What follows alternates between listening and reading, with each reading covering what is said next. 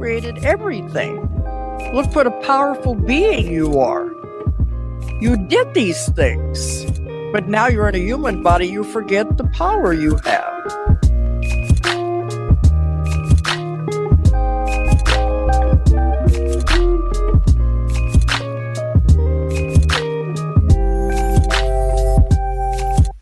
Welcome to Metamystics, where you don't know what you don't know. My name's Jonathan, and tonight is the live show. We're actually recording this on a Thursday night because our Wednesday night guest decided to not show up, and so we just decided to move it to Thursday night. That's just what happens in this podcast realm. But that being said, we have a very special first-time guest here on Metamystics. I've had him on the Cult of Conspiracy several times over there, and always loved conversating with you. I don't even know what the hell took me so long to try and get you on this show, but welcome to the show for the very first time, Tim Constantine. Jonathan, thank you for having me, man. It's a pleasure to be here, and I'm excited to do this show. I was like, I haven't been on that one yet. Let's do this, man. But all that being said, I love talking with you as well. We always have a great conversation, and I'm stoked to see what we get into. I have no idea what we're going to get into, but I'm here for it, man. Let's go. We typically never do have a solid idea about where the show is going to go, but it just be flowing. But one thing that I always loved about talking with you over on the Cult is, man, me and you would just get to talking, and I could tell Jacob would just be like, all right, I'm just gonna let these two guys talk, because he would just know to get out of the way. Yeah. And then you get on to, and I love Jacob, like he's my boy, so this is nothing against him at all, but I remember there were a couple of times we'd get on Blavatsky or something like that. He'd be just like, because he hates it. He didn't want to go there, or maybe he wanted to go there, but he didn't want to hear maybe some of the angles that I was presenting. No shade to Jacob at all. I love you, bro. Not saying anything bad about you. Oh yeah. But yeah, it's funny. It was a funny dynamic sometimes. Looking through a very narrow religious lens doesn't allow you to look, at any of the occult really at an interesting angle. It's almost like you have to look at it through this evil lens. And for the longest time, I'd always heard so many people group Blavatsky with Aleister Crowley, and I just assumed, okay, well, they're just occult practitioners. Maybe she was into the dark arts just like Crowley was. I think we can all agree that Crowley was probably not a good guy, but I did a little bit of research into Helena Blavatsky. Bro, I read a couple of her books. I read her understudies books. Mm-hmm. There's nothing evil about what the fuck she's talking about at all. Like, it's the Theosophical Society, which is essentially just trying to bring Eastern wisdom to the West. Like, I don't know how that's evil. I mean, it's a lot of Rosacrucian kind of stuff, but I don't know. Even the Rosacrucians, they have a Christian mysticism type of alley you can go if you're into, like, if you want to be able to understand the esoteric through a Christian lens, you can do that through the Rosacrucians, which is exactly what, Blavatsky was doing and many others. But yeah, I never understood people who, would try and drag Blavatsky through the mud. I looked at her and I went hard on it. And this was a couple of years ago, so I'm going to try to scratch a little rust off of this. But I looked at it like, I just want to know more about this person because she's a significant hero, or not, or a significant figure rather, of history.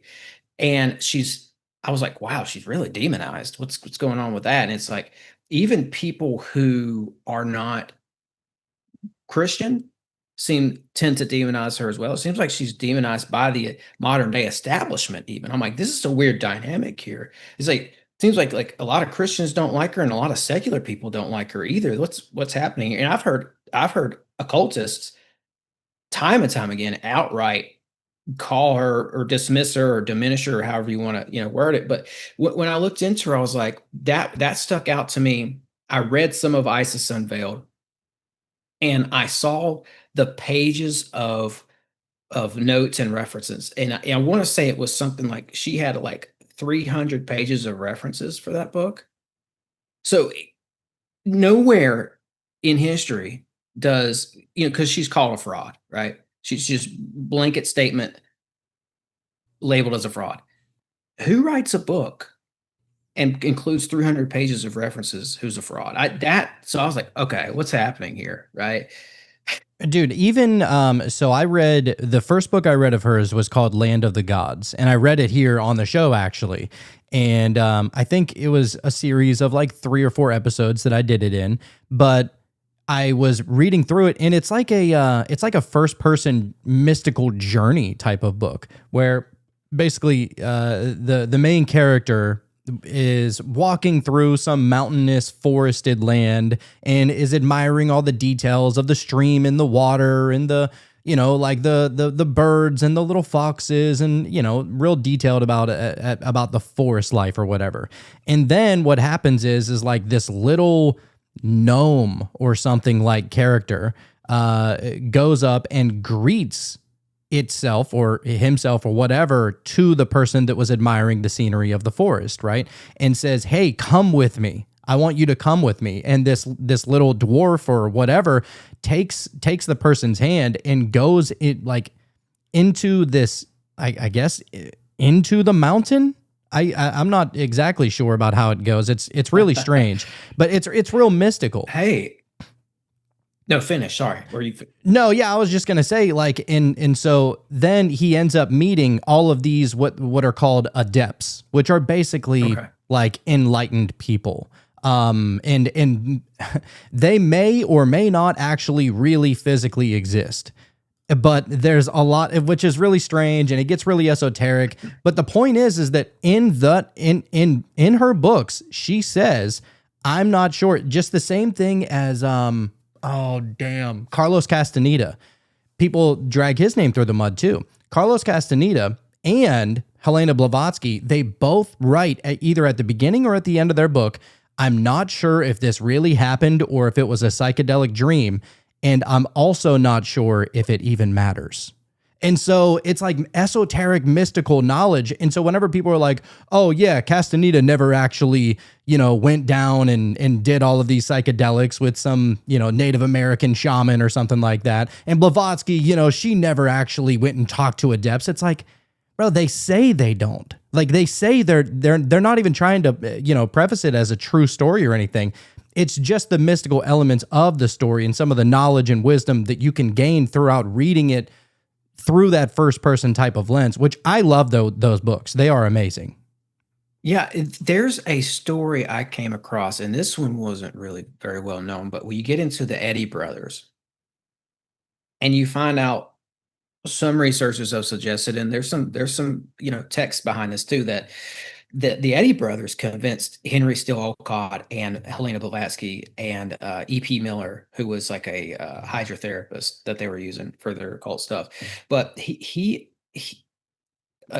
Eddy brothers convinced Blavatsky essentially that their materializations were genuine and that this phenomenon was not fraudulent. So there was a point there where I think she did believe in some of this. And also I found that she seemed to believe at some point in the elementals, or we could call them the elementary spirits. Some might call these the nature spirits, like what you were just talking about. That's what I would kind of factor them there, right? But she believed at some point, and we're talking about somebody's lifetime.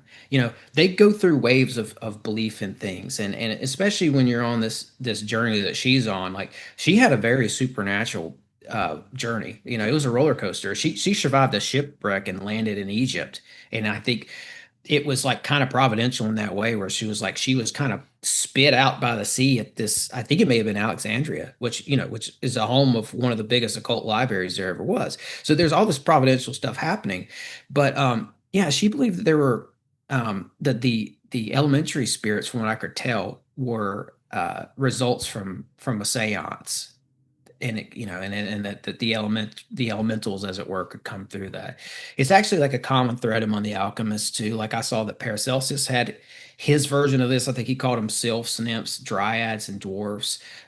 Martinez de Pasquale, I read some of his work. He's a Martinist. He and the French alchemists were into this idea as well, of these elementals. And above the elementary spirits, some of the alchemists placed what was called the cosmic governing deities that I mean, I think you see them across just about every mythology, whether you want to call them Anunnaki or the Watchers of Genesis 6. That's kind of where I lean. Or if you want to Elohim, call them even. Elohim, Olympic spirits, archons, these cosmic entities that you can get in touch with. I think, in my mind, that's what was going on often with the ancient Egyptians, with all that crazy stuff. Go anywhere in Egypt and just look at the wall, and you don't even need to take drugs. It's like, what's happening? You got frog-headed people and rites and rituals left and right, and all kinds of, what we could call elementals in some cases happening. And it's like, I think that they channeled, this is my opinion, that they channeled these Olympic spirits and got knowledge from them. That seems to be what was happening there, because for centuries people seem to know about these type of spirits, and that you could work with them in alchemy and folk magic and various occult practices. And it was, this is found on every continent, dude. I'm trying to always keep an open mind instead of I was being. going to ask you, like, Yeah, what do you think about that? Well, instead of being so 100% sure about everything, because it's like the great philosophers and mystics. They'll always say, as soon as you say what something is, at the same time, congruently, you're saying what it isn't. And so even with a lot of the UFOs, the orbs, and like the abductions, and I think that what we're talking about here, like especially the orbs, I can't talk about the physical craft, but the orbs and the faster than light speed type of craft that are going and turning on a dime and stuff like that. Could it not be just the same exact elemental spirits that people have been talking about in folklore for generations and generations, whether it's Celtic folklore or ancient Rome or what have you? Like, it could be ancient Greece. Maybe all of this stuff is nothing new, and to take it even a step farther, what people are finding out and learning, I'm not going to say that it's a fact, but I believe it to be true, and I think that eventually it will become fact, is that consciousness is fundamental. So, meaning that material reality doesn't spawn consciousness. Consciousness spawns material reality. And that's a bit of a brain fuck if you've never really thought about it, because a lot of people think, well, my thoughts and my mind are inside my brain. It's because of my brain that I'm able to think. It's because of my brain that I'm able to perceive. It's because of my brain that I'm able to experience or have thoughts or anything like that. And what they're finding is that the all of this stuff doesn't generate from the brain. What people actually say is that consciousness is what helps generate the brain into physical reality. So kind of looking at it like backdoor style, if you were to, preface it like that, whenever we die, just to throw it out there, get really weird here. If consciousness is fundamental, whenever we die, we remain consciousness, right? And you can put whatever flavor you want on it. Maybe you can say that, you're going to be an angel, or you're going to go up to heaven with God, or you're going to go to one of the other 9 realms, or what have you. But what is absolutely fundamental, I believe, when talking about the afterlife, is that we continue to exist. And if we're trying to figure out what word to use to describe that thing that continues to exist, I would have to say that consciousness really fits the bill. Now, if that's the case, could it be that the orbs that we're seeing are just, I don't know, some type of consciousness that is yet to incarnate into a physical body? I don't know. Just throwing it out there. I'm not even 100% sure on it, but I want to get your thoughts on that. I guess I can't rule that out. I see where you're going with that. I do think that there is a consciousness field out there, and it might not exist in this dimension. It might exist in another dimension, but we're still connected to it. And I think when we die, we remain conscious. Personally, I think we just enter a different form. I think we enter essentially what you could term as, broadly speaking, the spirit realm. And there's a guy I've been looking at a lot lately who's developed an AI, and he's gone around and he's going to ancient sites all over the globe, and he's doing these earth activation chakra activation, crown chakra activation rituals at ancient sites. And it suggests that the ancient sites themselves are the alchemists oftentimes who put them there encoded them. And this gets back to the earth grid. So with what you're saying, I'm suggesting that there's a little bit of an as above, so below aspect to this, where there is a above us, there's a, maybe it's this guy, Robert Edward Grant, calls it, from what I could tell, the fifth harmonic field of resonance. I would say that that's a field of consciousness that we're connected to like a computer, but below that, beneath our earth, so that would be in the air, what we consider air. Beneath that would be the earth. And I would say that there's a circuit board here as well. And that's the below portion. And what they did was they put the sacred towers, the Gothic cathedrals that were built by Templars and Cistercians and Tyrannesians, the Great Cross of Hendaye in France, built by the alchemists, that's encoded with all this cosmic mathematics, and the cosmos itself, they think, are encoded in this thing. It's a monument, right? All that stuff was specifically placed like nodes on an earth grid. The pyramids. This gets into Tesla's ether network theory. He thought all this stuff was connected, right? So there's an above and a below to that. I think that's just the complexity of the realm we're in. But you watch a movie like The Tesseract. No, it's Interstellar with Matthew McConaughey, and there's a scene involving a Tesseract where he's in this house, but everything's acting weird, right? Like everything's going wild and shapes are acting differently. It's because I think he's in the fourth dimension, but he's looking back in time to his daughter who's in the third dimension, like we are right now. We're stuck in the third dimension right now. So he's watching her through like a hole in the bookshelf, right? And everything's going crazy. That's because shapes act differently in the fourth dimension, because the shapes here are stuck in the third dimension. Once they get into the fourth or viewed through the fourth, they start acting differently. And then it goes on from there. So once you get out of the fourth and into the fifth, the shapes start acting even more crazy. I think that was spot on. And I want to say, I don't remember who directed the movie. Let's just go with Spielberg. But I read this at one point. The director actually talked to astrophysicists to get that part right. It's called the Tesseract.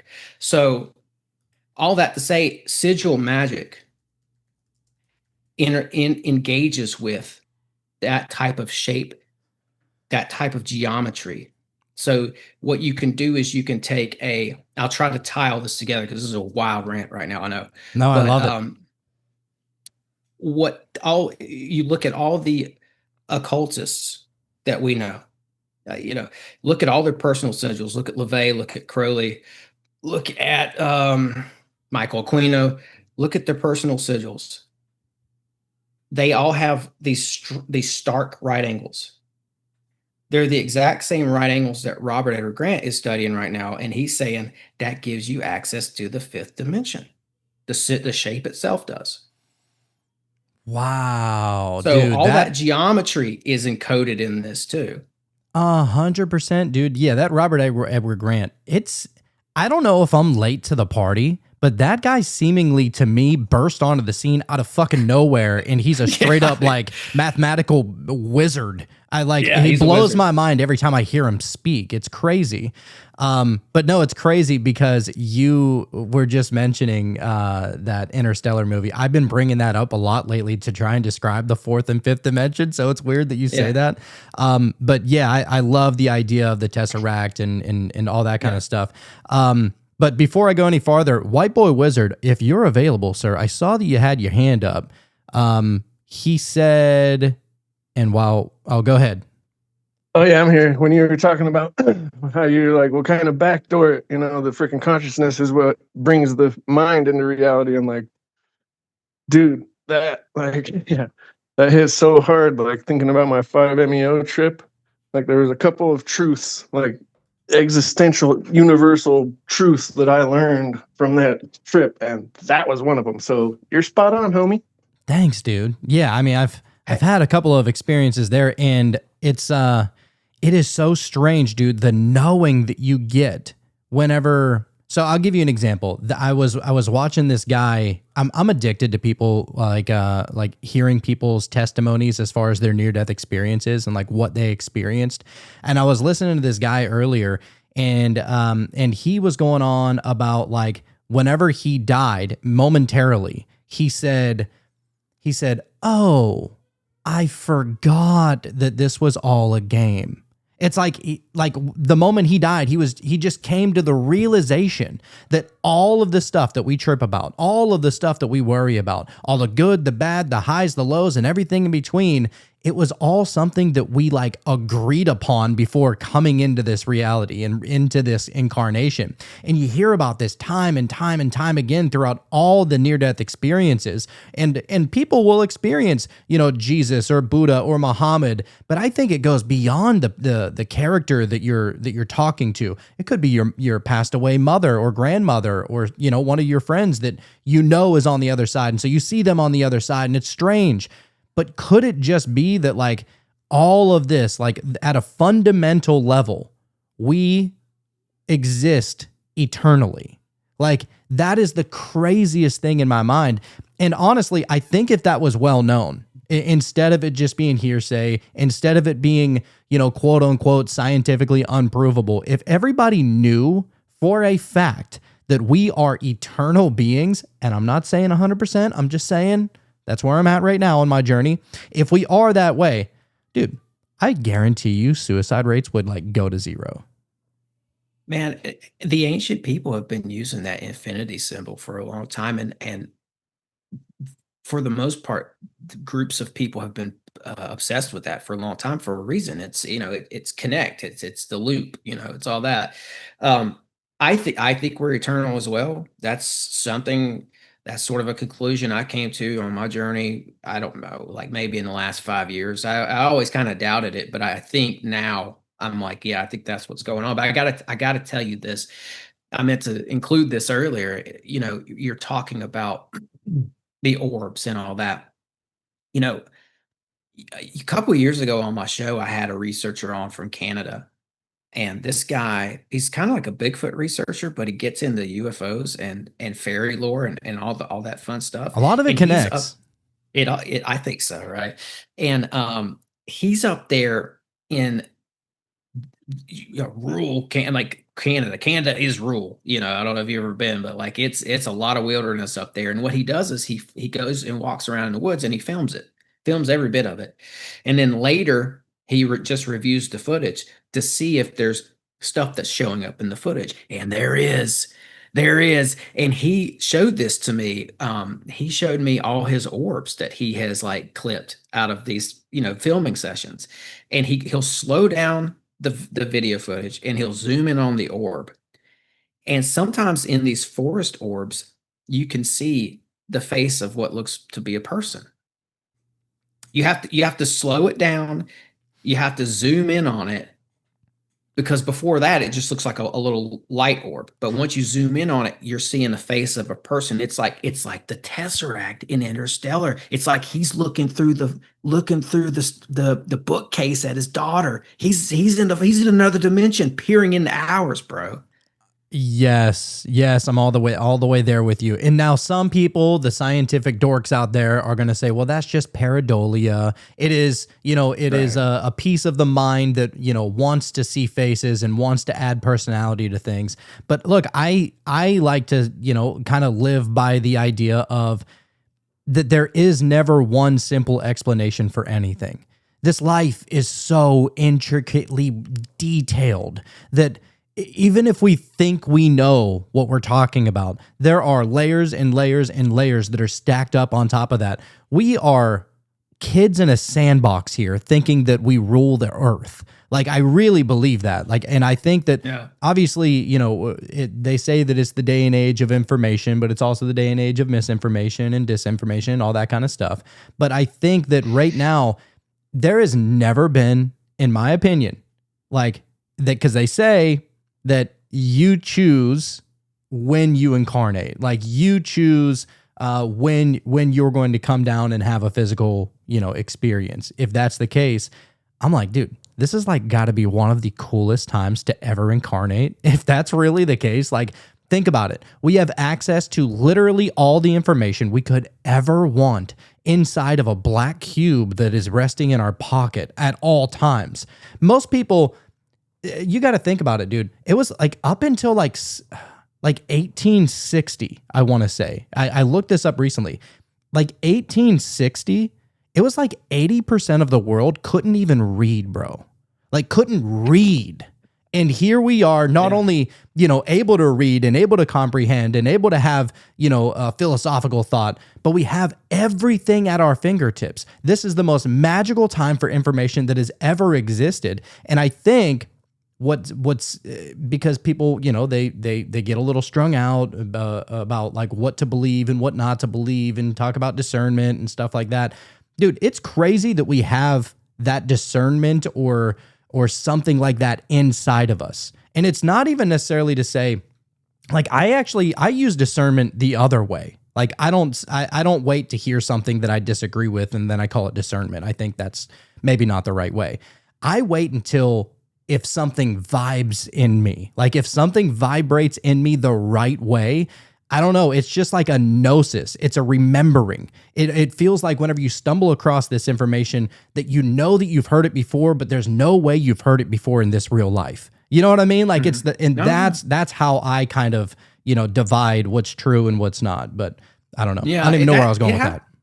Well, it happens to me a lot because I've I threw myself into research a lot over the last 2-3 years. I mean, just like dove into it because I started a podcast. Let's be, this is not something that most people do. Like I started a show and then I just fell right into the hole. And, we're dorks, dude. That's like we research for fun.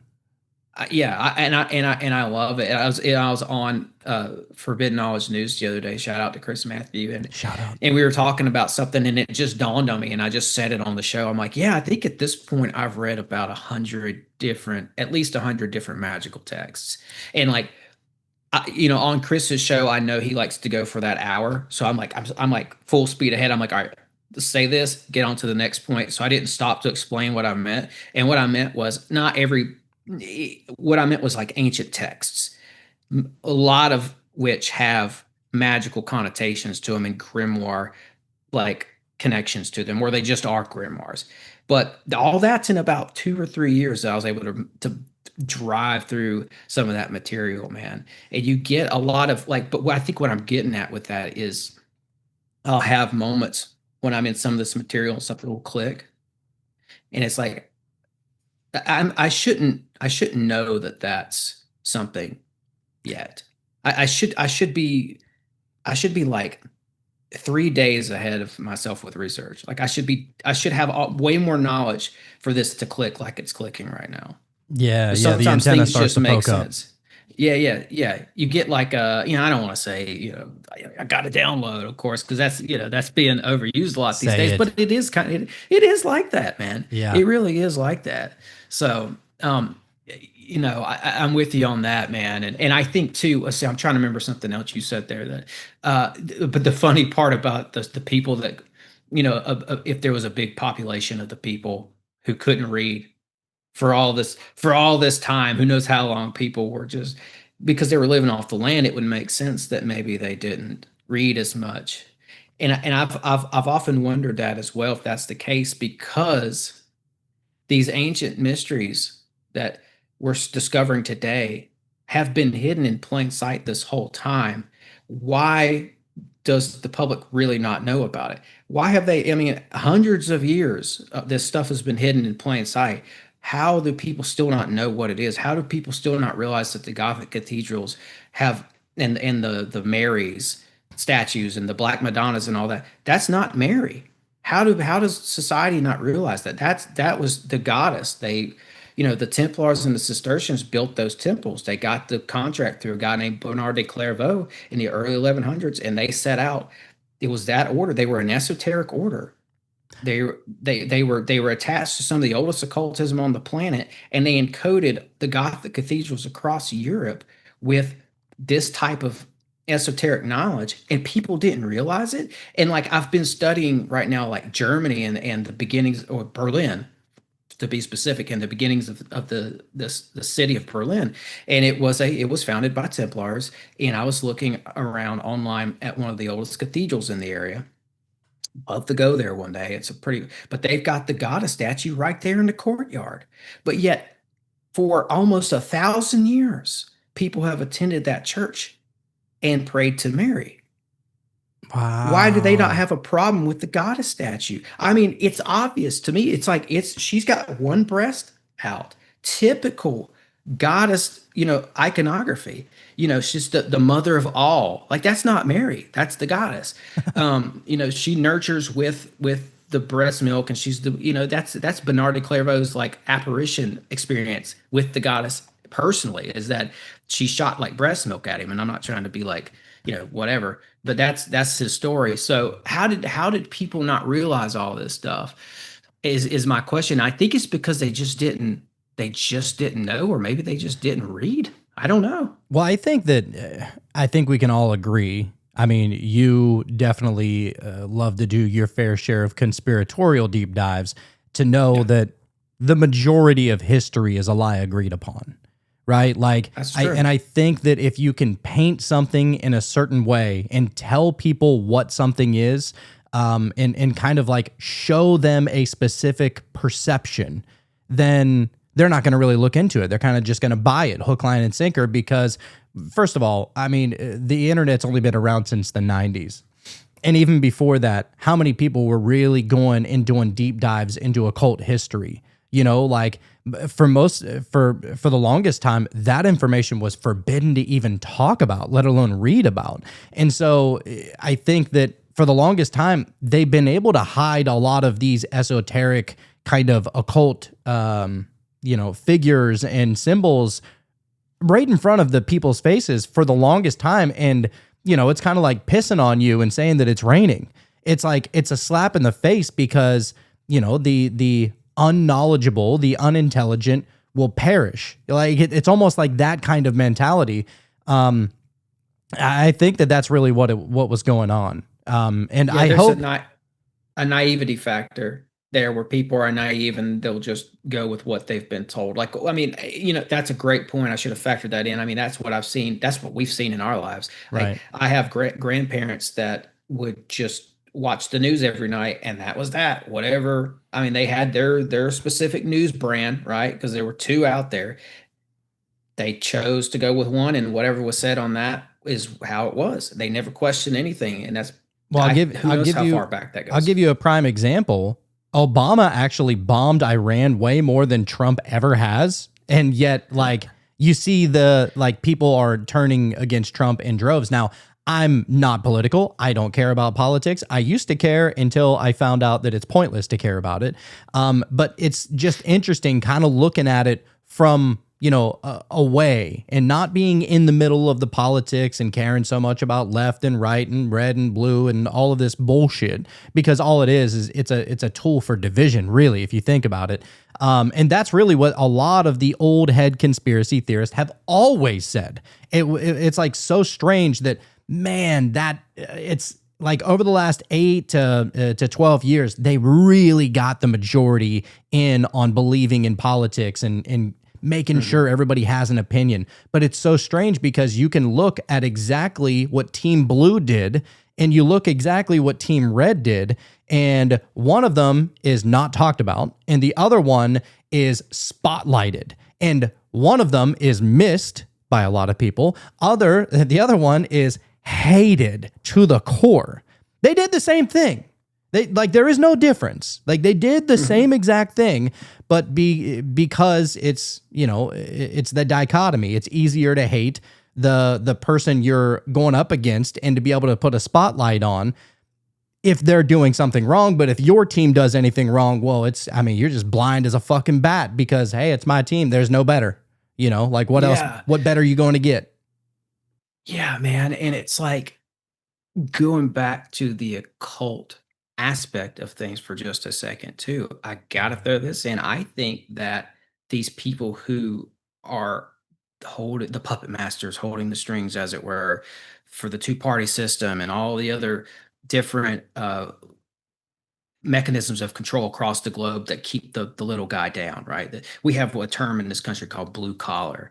And, basically what that means is you shut up and work. You do your 9 to 5, you get to have a beer on the weekend and listen to Bruce Springsteen and romanticize about it. And you never think anything it's about it. Down at the river, right? Just having a beer, right? I got married pregnant. She was just 17, and that's just life, man. You just got to deal with it. But meanwhile, the people above that entire mindset that they have perpetrated on us are using the occult to their benefit to help excel them and to help them keep this rule and this power. So there's that. So there's like another channel of, there's like different channels of occultism happening here that factor into the mechanisms of control that are held upon us, right? And it's like that, if I could bring Blavatsky back in, because I wonder if that's why they like to paint her as a fraud, because a lot of the people in power, I think, know that some of the stuff that she was working with was correct. She said the atom could be split in the 1800s before the bomb. She talked about physics that CERN would later discover. Right? She was on something, dude. That's that communication right there. Yeah, and check this out, man. When I looked into her, here's some of the notes I just found from back when I was studying this. So she's in Philly. She's becoming increasingly frustrated with spiritualism, and that's leading up to her starting the Theosophy movement in New York. Well, she's in New York, and then she goes to Philly and starts Theosophy, I should say. She hadn't given up on the ideas of spiritualism, but she did give up on the people who were essentially running the movement. So I'm looking into the movement, and I see that the basis of Theosophy, to me, it seems to be the study of ancient religions. But Blavatsky's goal, to me, it stuck out to me that her single goal was to sort of find the occult philosophy that was connected to all those different religions. Because on the surface, when you get into Blavatsky's work, it looks like she was trying to take all the world religions, except for Catholicism, of course, she hated that, but Eastern religions and other types, and put them all together. And I think what she was trying to do was she was trying to find the main trunk that fed all the branches of the more esoteric religions, right? And she was, like you said, man, I think she was cooking with some powerful stuff, bro. She had a meeting with Gandhi. She influenced Gandhi in that meeting. His ideas on the universal man came out of his meeting with Blavatsky, but they don't want to tell you this. The people who the billionaires who used stars, right? Like, millionaires, they watch the market, billionaires look at the stars, however that phrase goes. They know that Blavatsky was onto this stuff. So why did they still, to this day, in modern times, say that she's such a fraud? Well, maybe it's because some of the stuff that she knew about and finding that main trunk that filters out to a lot of the other esoteric traditions is where they get the power to rule us in the first place, and they don't want people finding out about this. I don't know. That's a wild one, right? But do you see what I'm saying? No, I think you're spot on, actually. And I think that that's what the Theosophical Society was really all about. And if you really want to boil it down, that's what I believe the Rosacrucians were all about. And I have a strange suspicion that the Theosophical Society and the Rosacrucian teachings are basically the same thing. Because whenever you really look into all the details, they combine, as I said earlier, they have like a Christian mystic kind of side, but then they have, the Eastern philosophy weaving in Egyptian philosophy and a bunch of different facets all together.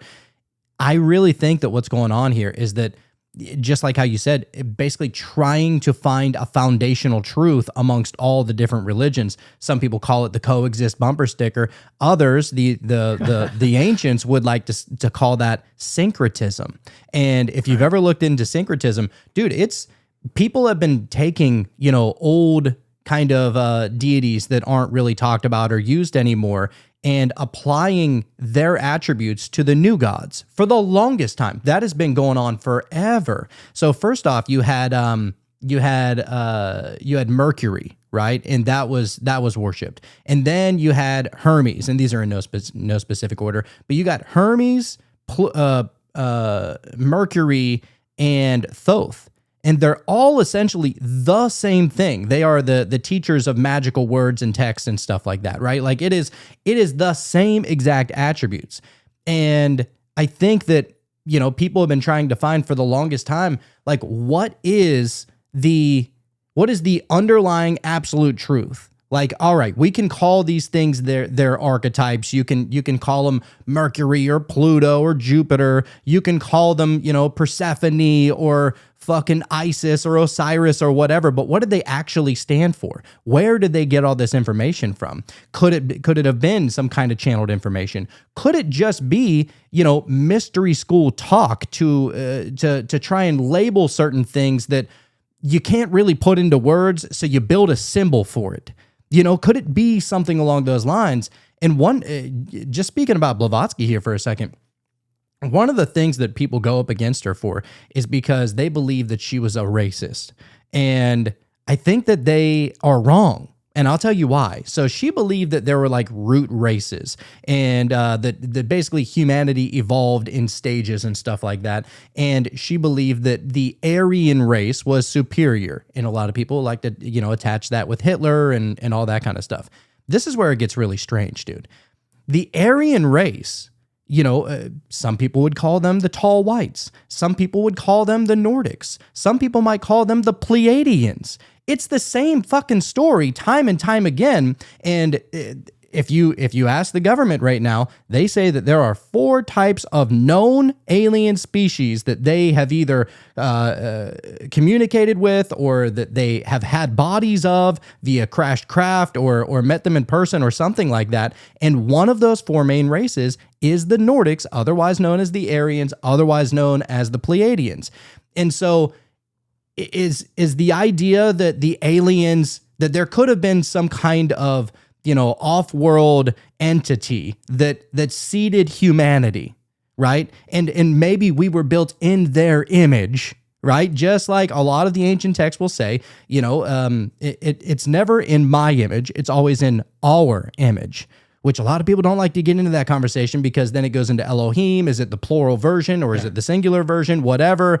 And then you'll get people that are like, oh, well, you know, the Elohim, it just means the Trinity for the Father, Son, and the Holy Ghost. I'm like, I don't think they said that. You know, they didn't say that. And so it's kind of up to the interpreter. But like you hear about Heiser on that point, Heiser would say that Elohim is anything that's basically a spiritual being that's not here, that's not in human form. It can be very loosely applied like that and has been Elohim. Yeah. Wow, dude. But that it would include the Godhead as well. So, you know, that he said it was that broad, actually, if I'm remembering correctly, Heiser did. But yeah, I'm of the opinion it's that a collective. we are. Yeah, and it gets crazy because there's all these. I believe that there were these sort of factions that broke off in that realm.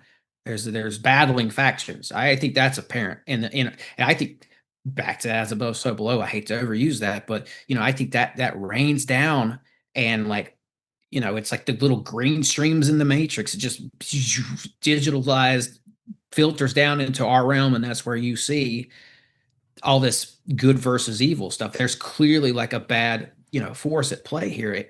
But yeah, I tend to think that we are like a prototype of something that's been around for much longer, and we were kind of created in that sort of an image. I mean, I would say, if you ask me my opinion, I'd say we were created by God, by a divine being, and that he created angels first, and maybe some other type of entities like that.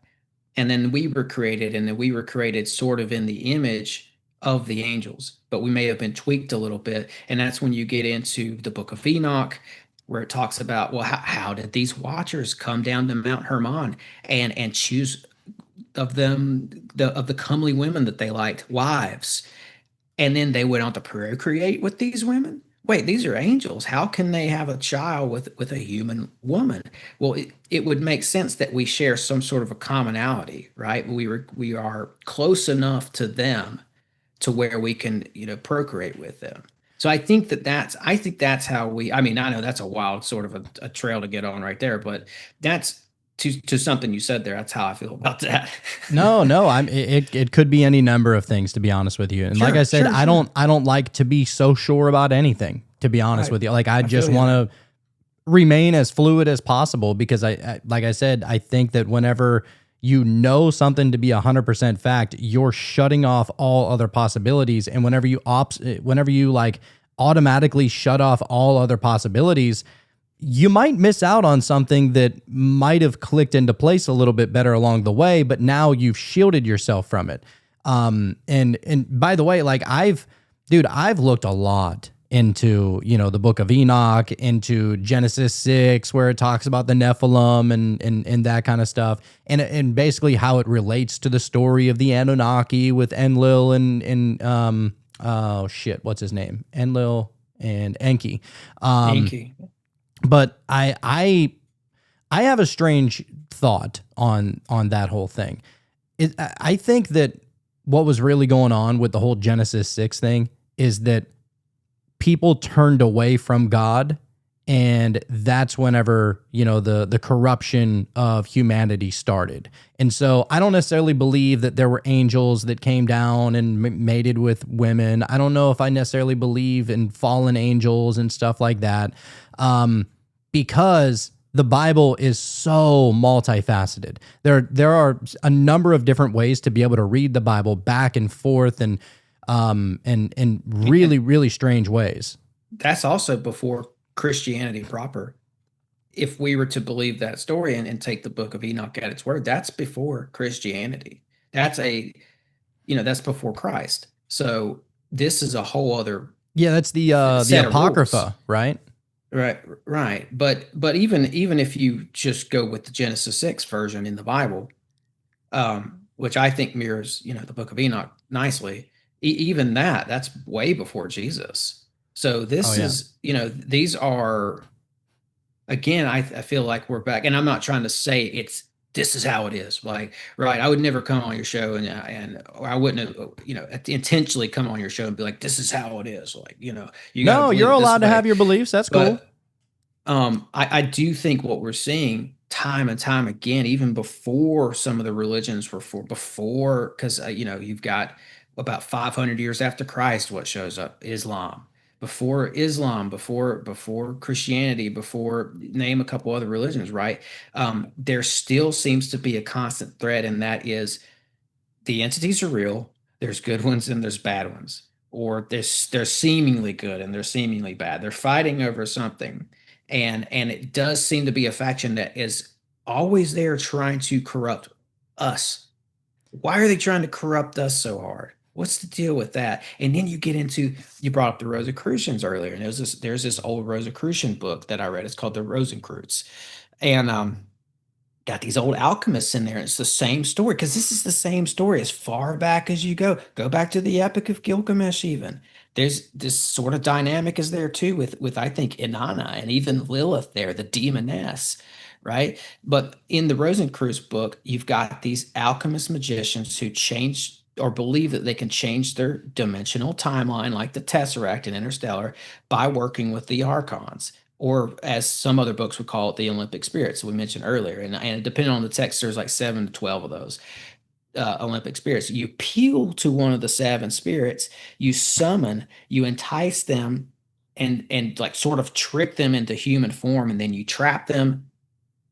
And then once you have them trapped, you sacrifice them. Then you're able to make changes to your reality, like CERN or something, right? Like you got the portal now, and the timeline shifts, and funky stuff happens because you're working with 2 different dimensions and all this and that. They do call it fallen angel technology. Yeah.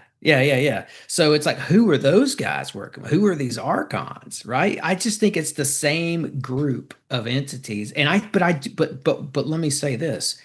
I think there's like differences between them. I don't think it's just like the same 12, whatever cosmic beings. I think there's a hierarchy. I think there's like, and this is my opinion, of course, but this is just what I see every time I get into these old books. It seems to be and once you get into the time of Carl Jung, they start trying to sort of manipulate this, and they bring in the archetypes, and they start bringing in this idea that no, they're not really spirits, they're not really other intelligences, they're archetypes and all this and that. But before that, it seems like the same old story in all these different books is that they were like, for lack of a better term, good entities and bad entities.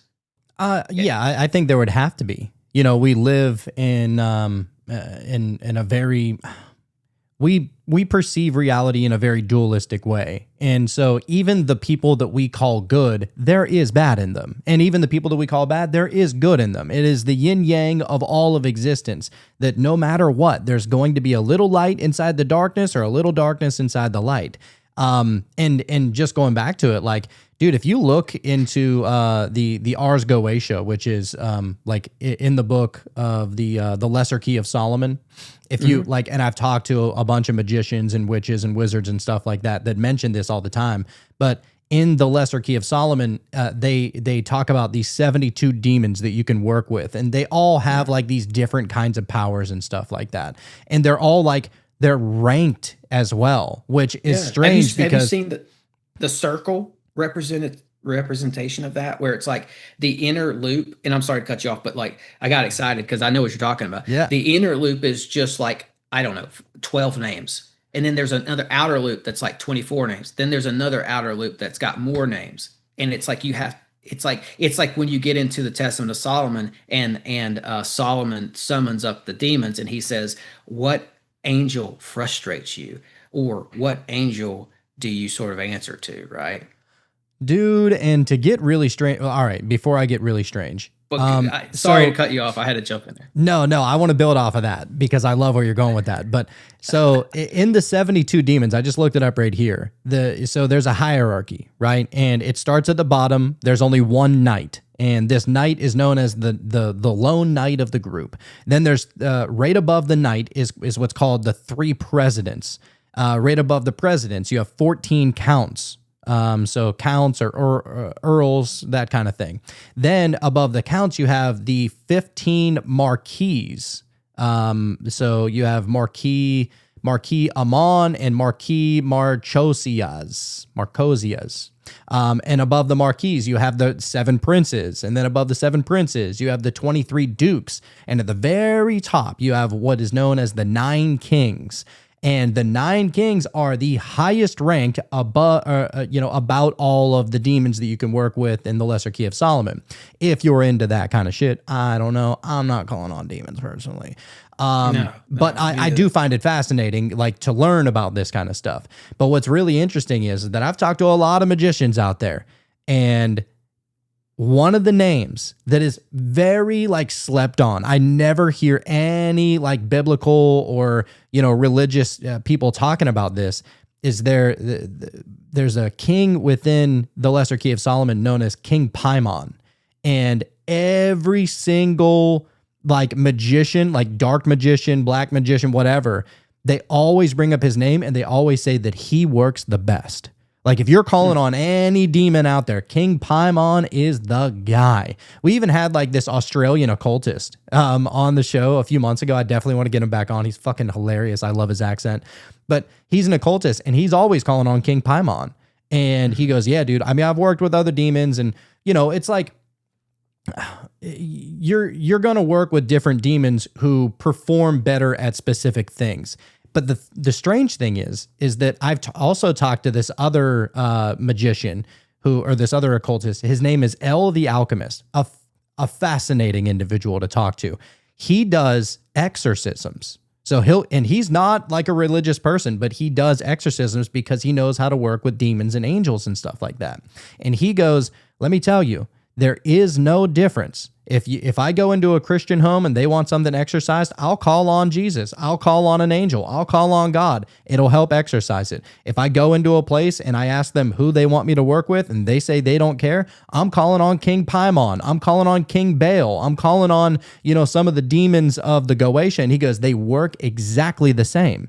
That, you're essentially calling on an energy, calling on a frequency that we just, I think we just archetyped ideologies. And what happens is All right. Let me tell you something that happened. I've told the listeners here plenty of times about this story, but I got to tell you,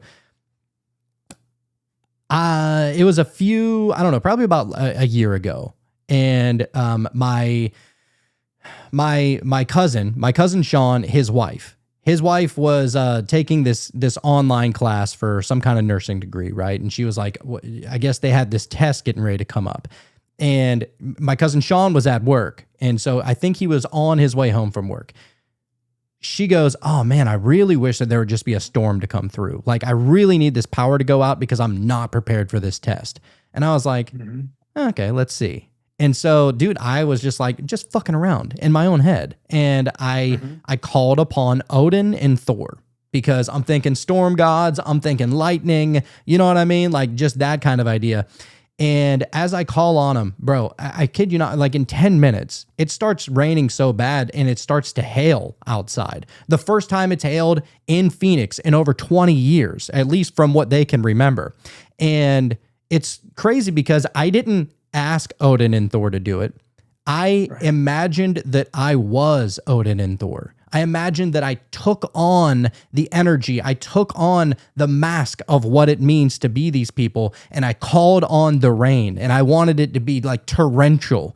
And it just so happened. Now, maybe that's a coincidence. I don't know. I'm not going to sit here and say that I'm some kind of fucking, a weather wizard or something like that. But it was strange. The one time I tried to summon some kind of weather, it worked. Like, Phoenix is not known for getting crazy weather. It's hot as fuck. Like, that's what it's known for, right? It's in the desert.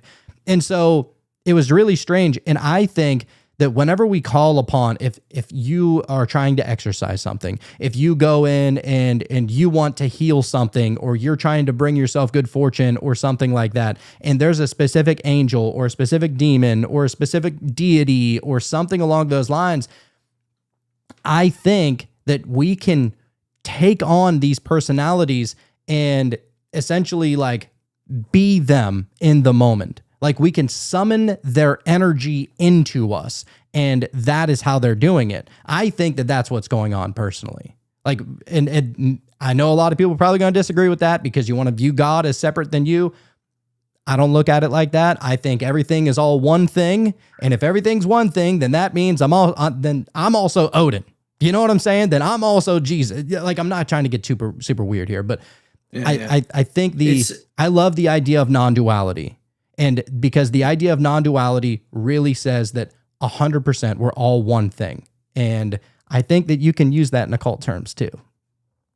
Yeah. I mean, it's interesting, man. I've never thought of it that way, to my knowledge. I mean, I get what you're saying, but I've just never thought about it that way. But I've certainly looked at the more traditional way of doing it, which is to call upon and work with. And I've looked into the Goetia and some of the stuff we were talking about earlier. And one of the more interesting cases I was looking at, because I've done a lot of work with the Sumerian Inanna, the Babylonian Ishtar, the Whore of Babylon, whatever you want to call her, the goddess, right? I've done a ton of work into that. It's like one of my biggest studies. And I was actually looking at this order called the OTA, Order Temple of Astarte. Astarte is what Ishtar was called in the Bible. She was also called Asherah. So she's got all these different names, right? But one of them is Astarte. Oh, Asherah. Interesting. Asherah. Okay. Yeah. But this guy had set up Solomonic magic using the Goetia and some other things he'd incorporated into his order to the goddess. And what he had was that, I guess it was a table of those 72 spirits. And it was literally a table. And on top of the table, laying flat, is like this circle where you got the more powerful, the angels that frustrate the younger angels in the center, and it goes out from there. There's like lesser spirits, just like what we talked about earlier. And on top of that, he had a crystal ball. At the edge of each corner, he has the little tabs that represent the four corners. And you can go in and kneel at one of the different four corners and call upon the spirits in that way. And I don't know how the crystal ball factors in. I never got that far, but he also had a scrying mirror like John Dee. It looked like it was obsidian and everything. So he was incorporating all that into his, what I'll just loosely term as a goddess cult, essentially, right? To this ancient Sumerian deity that, some would say that she goes back before Inanna in the Sumerian myth to Tiamat and the primordial waters of creation before there was an earth. But as far back as I can take her, she's Inanna, and then she becomes Ishtar, and then she becomes known as Astarte and Asherah and all that. And then that's how you get these little orders. But the guy had all that sort of plugged into how he did magic. He's not doing it the way you're saying you do it, where you sort of get in this mindset to become sort of equal with, or I don't want to, word it in a weird way. Yeah, yeah. No, it's about right. You become, yeah. He wasn't doing that, but he was doing all the traditional things. And what's the other point I was going to bring up about that? Yeah, I just found that he was incorporating Carl Jung into this as well, with the archetype, with the archetypes and archetypical stuff and all that, and and the collective consciousness and all that. But he talks about, he does that as like before, because he has a sort of a lecture that I listen to, and he goes into the Carl Jung stuff early on. And so I was thinking, oh, this guy doesn't believe these are real entities because of the way he was talking about Jung. But 15 minutes down the road, I'm looking at his magical setup and hearing him talk about it and show all this stuff and how he calls upon Asherah, and I'm like, I know who that is. Like, I've studied this one. Like, that's an ancient entity that people have been contacting for a very long time. So how does he reconcile Carl Jung and entities being real? I'm asking. How do you reconcile that? So there is a famous quote. I shared it on Instagram not that long ago by it's within the Gospel of Philip within the Gnostic text. And it says, this is a quote by the Philip, right? He goes, God created man, but now men create God. That is the way it is in the world. Men make gods and worship their creation. So we could say, well, is that blasphemous? Is that crazy? Well, let's just try and look at it for what he's saying. You got a million different gods. I mean, the ancient gods, the old gods, the new gods, there's going to be future gods. Like, it's a way humanity goes about things. Like, we worship things that are outside of us, that are more powerful, that may help us bring good fortune or heal us or what have you, right? It's just a thing that we do. And a lot of people will say, well, that's because of, this is debated, but it's because of there's something within our brain called the VMAT2 gene, which is essentially like our worshiping gene, that it's literally built into our biology to worship. I'm not 100% certain if that's for real or if that's just hearsay, whatever. My point is that all you really got to do, and this is what a lot of magicians and occultists will tell you, all you got to do is convince your right brain. Like, that is the main thing that you have to do. You have to convince your subconscious mind, because your subconscious mind pays attention to 100% of the things that you experience in reality.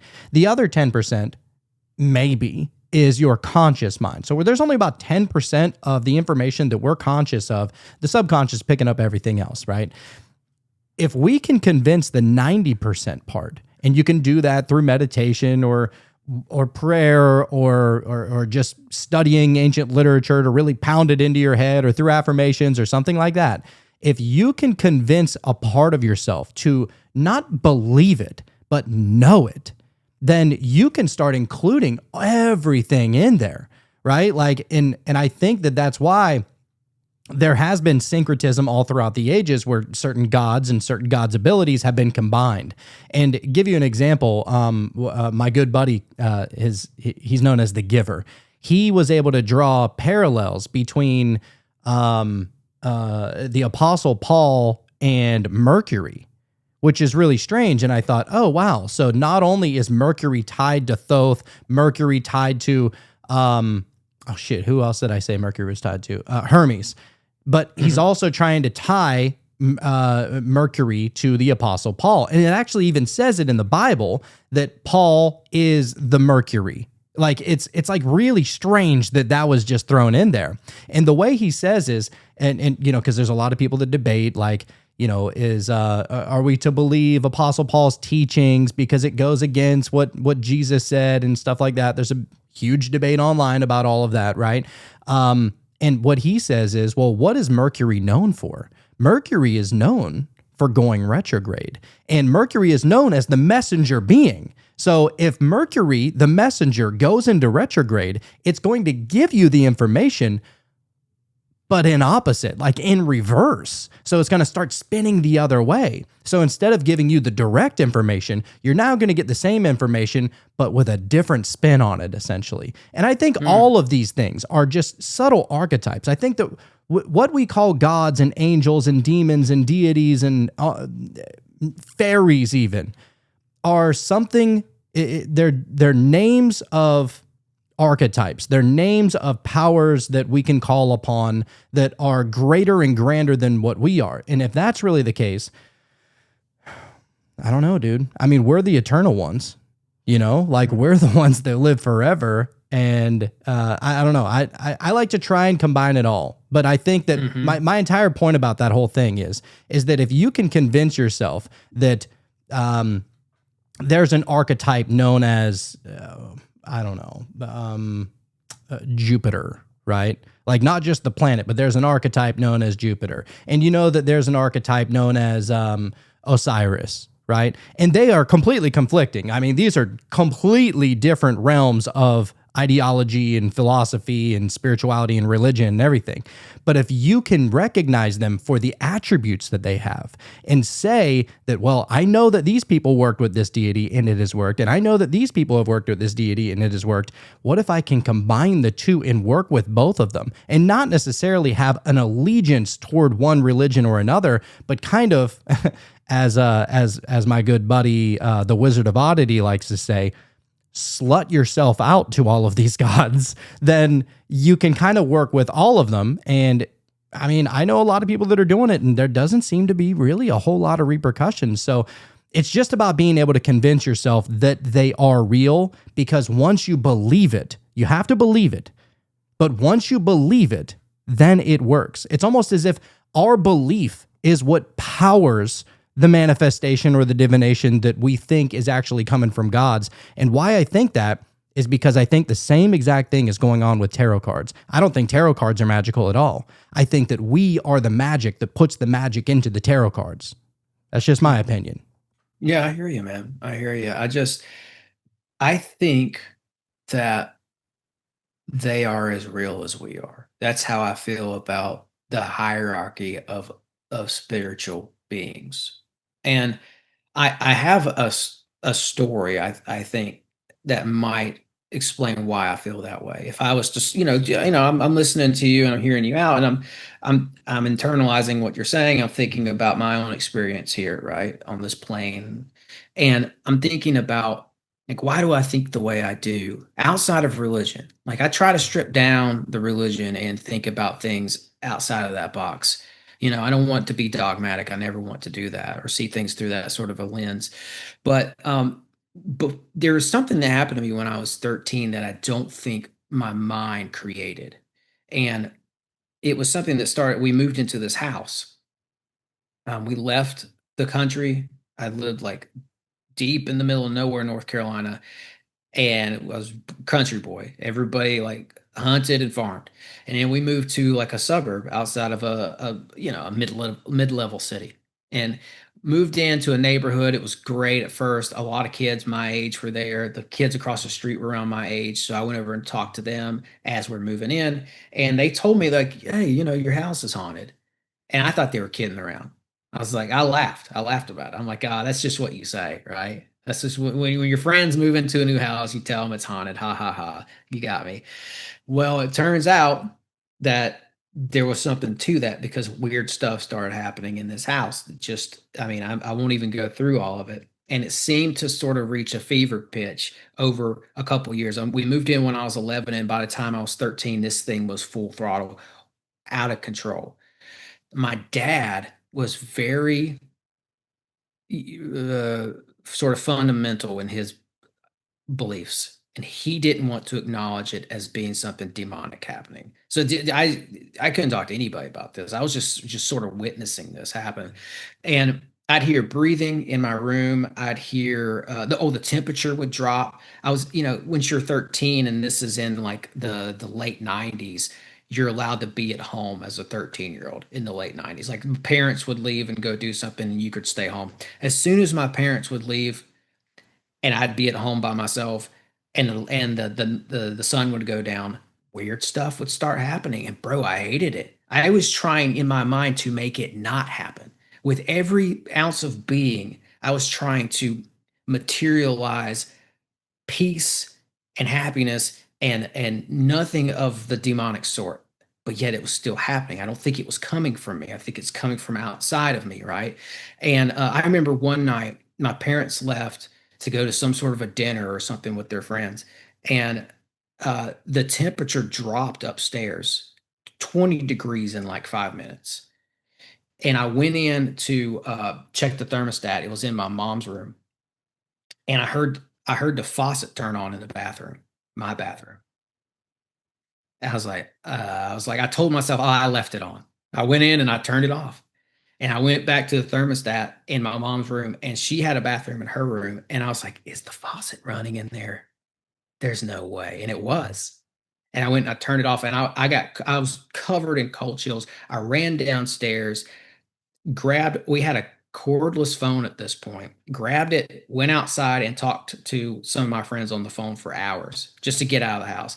Okay. And I'll leave it with one more story.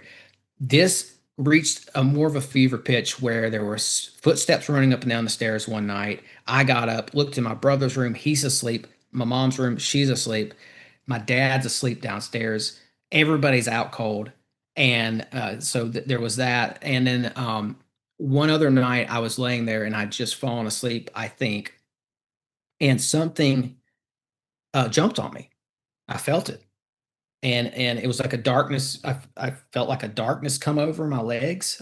It's almost like I felt it at first, and then I felt like something like land on my chest, and I couldn't breathe for a minute. And finally, I forced myself to sit up a little bit, and I sat up, and the pressure was gone, and I opened my eyes and I looked, and at this point, things were so weird. I was sleeping with my bedroom door open, with the hall light on, just full light. And I looked to the bedroom door, and I saw a dark shadow walk out my bedroom, stop at the doorway, turn and look at me, walked out of the door frame, and just disappeared. And it was black as night. It didn't have a facial feature or anything. It was just a pure black shadow man. And he turned and looked at me, and he walked out of my room. And like, that was it for me, bro. I was like, these things are real. Like, there's something else out there. Like, all this God, angels, demons, that's probably real.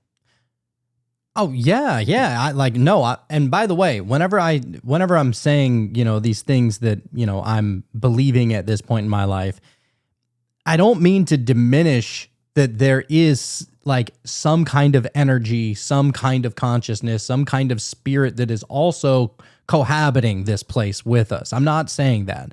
I think You're that right. there are absolutely these things out here. And, the example that I always like to give is, bro, I didn't grow up in the church. Like, I was not raised in the church. I never even heard most of the verbiage up until I became curious whenever I was like 25 or 26 years old, bro. Like, it was the longest time without knowing anything about any religion whatsoever. I was completely in the dark about all that stuff.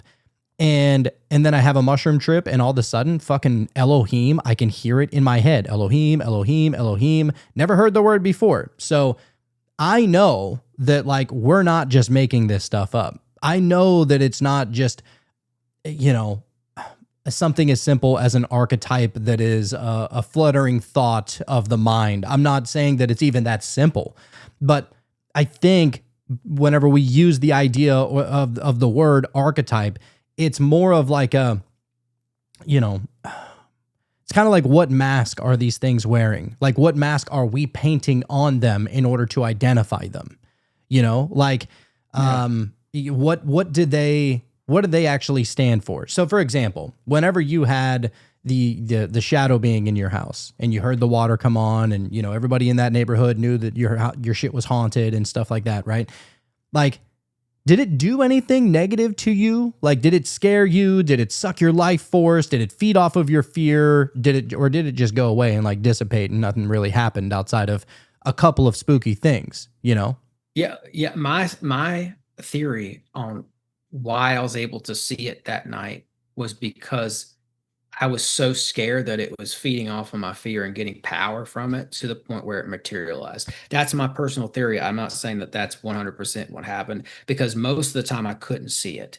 And also I failed to mention that with the night that it was running, whatever was running up and down the stairs, it sounded like little kids just stomping up and down stairs. I got up, you know, like I looked and everybody was asleep. Well, my dad was asleep, but when I walked down the stairs, I saw him turn his light on in his study. He fell asleep in his study with the door shut, but it had a glass, you know, window, so I could see the light come on. And I went in and I asked him, I'm like, "Hey, was that you?" He's like, "No, it woke me up. I thought it was you." And like, so little confirmations like that, where I was like, "Okay, this isn't in my head. Like he's waking him up too." But to your question, yeah, I think it was targeting me because I talked to my brother later in life about this, and he's like, "I didn't have any of that." He's like, "This must have been something to do with you." And, you know, my parents seemed to be unbothered by it. And what happened? Well, one other thing to finish to round this story off. When we first moved in, like one of those days, I think that I even talked to the neighborhood kids and they said it was haunted.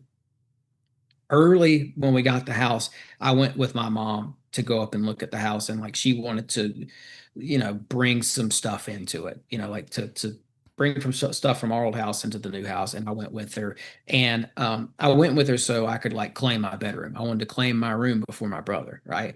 So I went and I'm running through this empty house. There's nothing there. The previous owners had taken everything out. I run upstairs and I'm like, "Oh, I want that room." And then I start looking around and I look in the closets, and then I go out into this little hallway area and I look into this hallway closet, and there's nothing in there. There's like 3 shelves, nothing in there, but oh, there's something up on the top shelf. What is that? Reach up there and I grab this box off the top shelf and I look at it and I was like, "What is this?" And it was a Ouija board. These people had taken everything out of that house and left just the Ouija board. Wow. And I took it downstairs to my mom, and I was like, "What?" And I gave it to her, and I could tell by her expression. I was like, "Oh, that's not good. What is this thing?" So she took it out. I don't know what she did with it. She got rid of it somehow, and she made some comment like, "That's not good. You know, it's not good to play with those," or something like that. And so later, I figured out, you know, she said it's a Ouija board. I was like, "Man, that's weird." So I remembered that, and then I think, you know, what happened is the people who lived there before us had 3 girls, and one of the girls I think was a teenager. I'm pretty sure that probably one of those teenage girls was playing with the Ouija board, probably in my bedroom, and opened up some sort of, I don't know what. And that's why the spirits were returning to the house. That's my theory. But what happened to me after this is I actually went on to become a Christian because of this. There's a lot more to that. Oh yeah, I'm sure that. I mean, most Christians have a real testimony as to why they are Christian, for sure. Yeah, that's what, because at that point, before this and leading up to that point, I considered myself a deist. I was like, I was a weird 13-year-old who considered himself to be a deist. I was like, I think there's a God out there, but I don't think he really cares about us, and he doesn't really, you know, interact with us or whatever. That's where I was at with it. And I'd go to church and I'd be like, you know, yeah, I'd listen and everything. I'd consider what they were saying, but I wasn't sold on anything. But when I found out that from what was happening to me, I concluded that there was a spiritual realm, that it was very real, and that something was pulling on me to say, "Oh, you need to try Jesus, really, for being honest. You know, you need to take God seriously and the Bible seriously and Jesus seriously. I felt that pull on me, but then I felt this pull from something else telling me not to do it. So there was all this spiritual, it's like a spiritual battle was happening. And then in the middle of that, you got this haunted house and all this other stuff happening. So I was just like very torn with everything. So I ended up swaying to Christianity because of this story and other things that were happening to me at the time. That makes sense. Yeah, that definitely makes sense. I was just thinking about like, so I always love to go into, if there's a way to explain a lot of this in some kind of scientific or metaphysic kind of way, I want to try and really understand it rather than just saying that it's good or it's evil or something like that, right? Right. And so within like Buddhism, they kind of show you like this scale of emotions and like what's the highest frequency you can be and what's the lowest frequency you can be, and obviously fear is way down there on the lower frequencies kind of thing. Which is what's interesting about frequencies is that, you know, whenever we listen to a radio station, those are frequencies. You know, you can't listen to, you know, whatever alternative rock of the 1990s or something like that if you're tuned into a country station, right? Like you have to tune to that exact frequency in order to receive that information on the radio station. And so if that's the case, if we are tuning our frequency, or, you know, like our tuning fork, if that's what we are, if we're just one giant tuning fork, and if we're tuning that to the fear frequency, then maybe around us starts to kind of show us what we're feeling within. And that, you know, you brought up as above, so below. I believe that's what that actually means. I believe that whatever our internal state is will express itself in some kind of way externally. And so if you all like, so think about it, like you didn't know that this house was haunted, but you know, your neighborhood friends knew about it. So they kind of planted the seed. And it's kind of scary, especially as a young kid, hearing that your house may be haunted. Then, of course, you know, you start seeing the weird shit, the shadows, the footsteps and the water turning on. And then all of a sudden there's a Ouija board and it's just fueling that fire. You know, it's like all this information is compounding. And so it's causing you to get even more and more and more scared. And so I like to look at it that there are really two worlds. And I think that there's an internal world and then there's an external world. And I think that that is the as above, so below, the so below being the external world. And so if the so below is the external world, well, they're going to bounce off of each other. They feed information back and forth to each other all day long. Like what we feel internally, we experience externally. Like you ever woke up on just the wrong side of the bed and everything external just sucks that day? Like everything, like the craziest freak accidents will happen. You know, maybe your cell phone stops working or your computer goes down or you get a flat tire or something like that. And I believe that that is because it's some sort of emanation from us, that we essentially have the light within us that is shining out into the external physical realm. And another way that you can really put this is and this is what like a lot of people will try to do whenever they're trying to like summon aliens and stuff like that, is they talk about this thing within science is called red shifting and blue shifting. And so in order they say that whenever you're trying to talk to aliens or you're trying to talk to gods or you're trying to talk to spirits or anything like that, because they're like of a somewhat higher frequency, supposedly, that you have to, they're so far high up, you know, high up meaning higher frequency spiritually than we are currently as the physical, you know, meat suit, that they're so spiritually, physically, frequency high up that we have to raise our frequency up to a certain level in order for them to be able to meet us in the middle, right? To be able to have that communication. And so it's the same thing whenever you're at a low frequency. Like so we all have just the regular standard state, like normal frequency. Maybe it's just your regular state that you are. And let's just say that it's like let's just call it normal, right? Like it's not a good thing, it's not a bad thing, it just is what it is. That's a frequency. Like that's a station that you can tune in, and if you're feeling that inwardly, then maybe that's what you experience outwardly. It's just a normal day, normal reality. Nothing really high, nothing really low, right? And there's a sliding scale that goes on with that. So if you go down into fear and depression or anxiety or worry or any of these kind of lower emotions of judgment, even same thing, that whenever you go down into that frequency, you're opening up the portal to that frequency to allow it to emanate into your physical life. If it is as above, so below, if it is as within, so without, that's potentially what that means. That's kind of where I like to come from. And I think that the ancients and everybody has been trying to say the same exact thing. And I love the idea of syncretism and Marina Abramovich and Rosacrucianism and all this kind of stuff, right? Like I like to try and look at it from another angle. If there's a way to know it rather than believe it, you know what I'm saying? Like, what do you think about that? Yeah.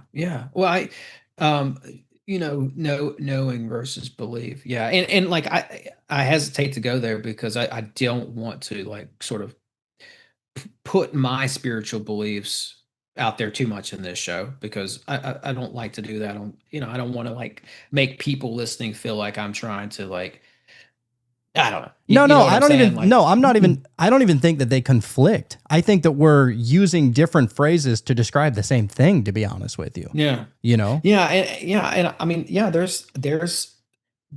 I've seen that there's something to some of the plot points there, if you will, that you mentioned. I think that raising the frequency to get in contact with whatever these are is certainly a thing. I think that you actually see that method laid out in the oldest alchemical text out of Egypt. I think according to Zosimos from the Codex Marcanus, that's how Isis created alchemy. And apparently she wasn't a being, a spiritual being yet. Unless you consider humans spiritual beings, they tend to paint her as a priestess at this point who hasn't reached whatever she is to become, right? But basically, she's this priestess who's studying magic, and I think she's probably working with frequency, and she's able to see a low level angel. This is what Codex Marcanus lays out, and it's an angel from the first firmament. It says who is the angel is enticed by her, right? Sort of the same story from the book of Enoch. They see the women of earth and they're enticed by them, right? And so she communicates with that angel from the first firmament, and then she asks questions because she's trying to learn more about magic at this point. And that angel says, "Well, it's kind of above my pay grade. I can't answer that, but let's meet back here tomorrow, essentially, and I'll bring an angel that's higher on the hierarchy, essentially, who can come down, and if he will come down, will answer your question." So the next day, the angel that she has contacted brings down and puts her in contact with a more powerful angel, and that's how she learns the secrets of alchemy. Oh. So I see that's, and you see sort of that kind of a thing in a lot of the old texts, but that's potentially how one of the sacred sciences, if you will, came to be. Alchemy itself was through people who were practicing this type of stuff. And I think frequency, being that was in Egypt and that was Isis, or what was to become Isis, she certainly would have known frequency. I don't know if you've ever looked at some of these lists of sites over there that have a musical aspect to them, like a musical abracadabra. But I can pull up a list here in a second and show you, like, a lot of the sites over there are encoded, like Rosslyn Chapel. They think there's music incorporated into that. So if you go in there, I heard it put like this. Somebody suggested take a little keyboard in there one day and just play the tune that's written on the wall and see what happens, right? Because it's going to unlock something, right? And I think that's how they built some of these ancient sites, because they were working with this higher level of math and geometry and just knowledge in general back then. Oh, it's too perfect. Like, even just talking about the pyramids, they're mathematically damn near perfect. And that's over the weather of thousands of years, right? And no telling about the shifting of the tectonic plates and how many hailstorms and winter storms and rainstorms and all the things that these things have had to weather over, millennia. And, what's strange is that they're inside of the pyramids. They have all these different chambers and stuff like that. And some of like if you speak in there, you hear a frequency or you play a frequency or something like that, it literally resonates different in there than in any other portion of the world, really, because it's essentially the dimensions of each room in there was designed to be able to harness a specific frequency, right? Absolutely, and so like yeah. they're literally perfect. Maybe it was maybe they even built them through the use of some kind of harmonics. I think so. I think so. You got the Temple of Hathor. I just pulled this. This is some stuff I was looking into, right? Temple of Hathor, the walls contain extensive hieroglyphic inscriptions that some researchers believe encode ritual chants and ceremonial music.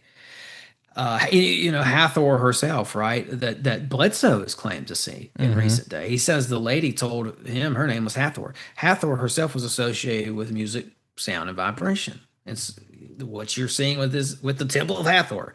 Temple of Apollo at Delphi, Greece, right? Notes appear above Greek text using symbols representing pitch and rhythm. You've got the hypogeum of Halcyon. They've got a part of that is called the Oracle Room that amplifies certain frequencies. Some researchers suggest sound itself played a central role in rituals. Let's see here. Chichen Itza has acoustic engineering embedded in the structure. It's got a staircase there. You'll see people on Instagram showing this. They'll be down at the bottom of the staircase, and like they'll whistle or something. Or I don't know what they do, but it produces a chirping echo. Yeah. And yeah. It's the staircase of the pyramid known as El Castillo creates a chirping sound resembling the sacred Quetzal bird. Quetzal bird. So Quetzalcoatl. yeah. Quetzalcoatl. Yeah. So a lot of, and it just goes on from there. But yeah, there's something to that with the frequency, man, for sure. Dude, I think we're just scratching the surface with these ancient sites and what they were able to do and what they, again, to use the word encoded, what they essentially, built into the fabric into the metaphysics of the actual temples themselves. It's unbelievable. That's why I think Robert Edward Grant is going around. I just saw that he went to one last night to do an activation at an old temple in Bali, and the sites are interacting. It's like they were meant to be awakened or something. It's very odd. Dude, I wish that I had the cheddar just to go around to all these different places, and maybe one day that'll happen. Yeah. But like, holy shit, to go to all these ancient like worshipped sites and all these ancient temples with all of the crazy geometry and the harmonics, amazing to be able to go and see that kind of stuff.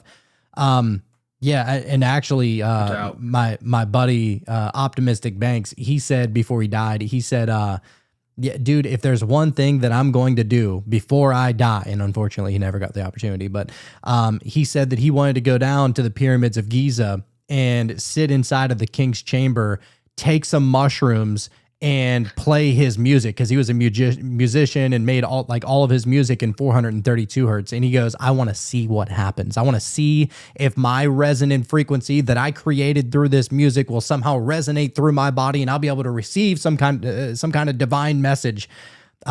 So I plan on doing that for him one day. I don't know when, but I'm definitely going to just trip major balls inside of the king's chamber, listening to his music, and just see what the fuck goes on, dude. Why not? Well, I think that's the thing. And I've heard stories on my podcast about people being able to go and, whether through breath work or through a substance, interact with something in the pyramids without fail. And I think it's something to do with, I don't know if it's every occasion, but I think it has something to do with what's below the actual pyramids. I do think that's something down there. Some kind of resonators of sorts. Who knows, man? Like Edgar Casey's Hall of Records. That's, it's said to be between, I think, one of the pyramids and one of the paws of the Sphinx. And they found the tunnels down there. They're just, you know how they are in Egypt. You got Zahi Hawass that they block you at every corner to go and look into any of this stuff any further. But yeah, I think that's like the mountain of what is it in Lord of the Rings, where the dwarves have a kingdom inside the mountain, where they have like the halls and of the Yeah. cathedrals of the dwarves. I think that's the scenario beneath the pyramids, personally. Oh, dude. I think That would that's be what's sick. going on, bro. I think, dude, And why not? I think that we look at the ancients as if they didn't know anything. It's like, if they didn't know anything, how'd they build these megalithic, like mathematical, brilliant structures? How are all of the stories so deeply encoded? Like, this isn't like kindergartners drawing on a wall, dude. Like, these people were in tune with nature. Like, we're so far removed from nature, we don't even like to fucking spend 5 minutes outside in the summer. It sucks. I don't like to do it, but these people, there was no other way. Like, you either sat in the shade or you sat in the sun, but you were outside, and I think that we've gotten so far away from nature and reality in general. I mean, you think about how often we're on our phones or on the TVs or on the computer or what have you, and it just removes you essentially from reality into this man-made reality, this technocratic kind of thing that we've found ourselves in, to where, I think think about it, dude. That's why, like, there's so many like 16-year-old girls who are just sick with depression all the time because of all this kind of fucking social media shit, because we're so far removed from nature and just, call it God's creation. Mm-hmm. Yeah. Yeah. There's something to that. There's something to the ancient sites. I have no doubt about it. Like, this is a very spiritual realm. That's how I see things, at Yes. least. And the ancients had an understanding of that, and they seem to build everything on that. And I think what happened later is, well, and I got into this with some of my ancient America research.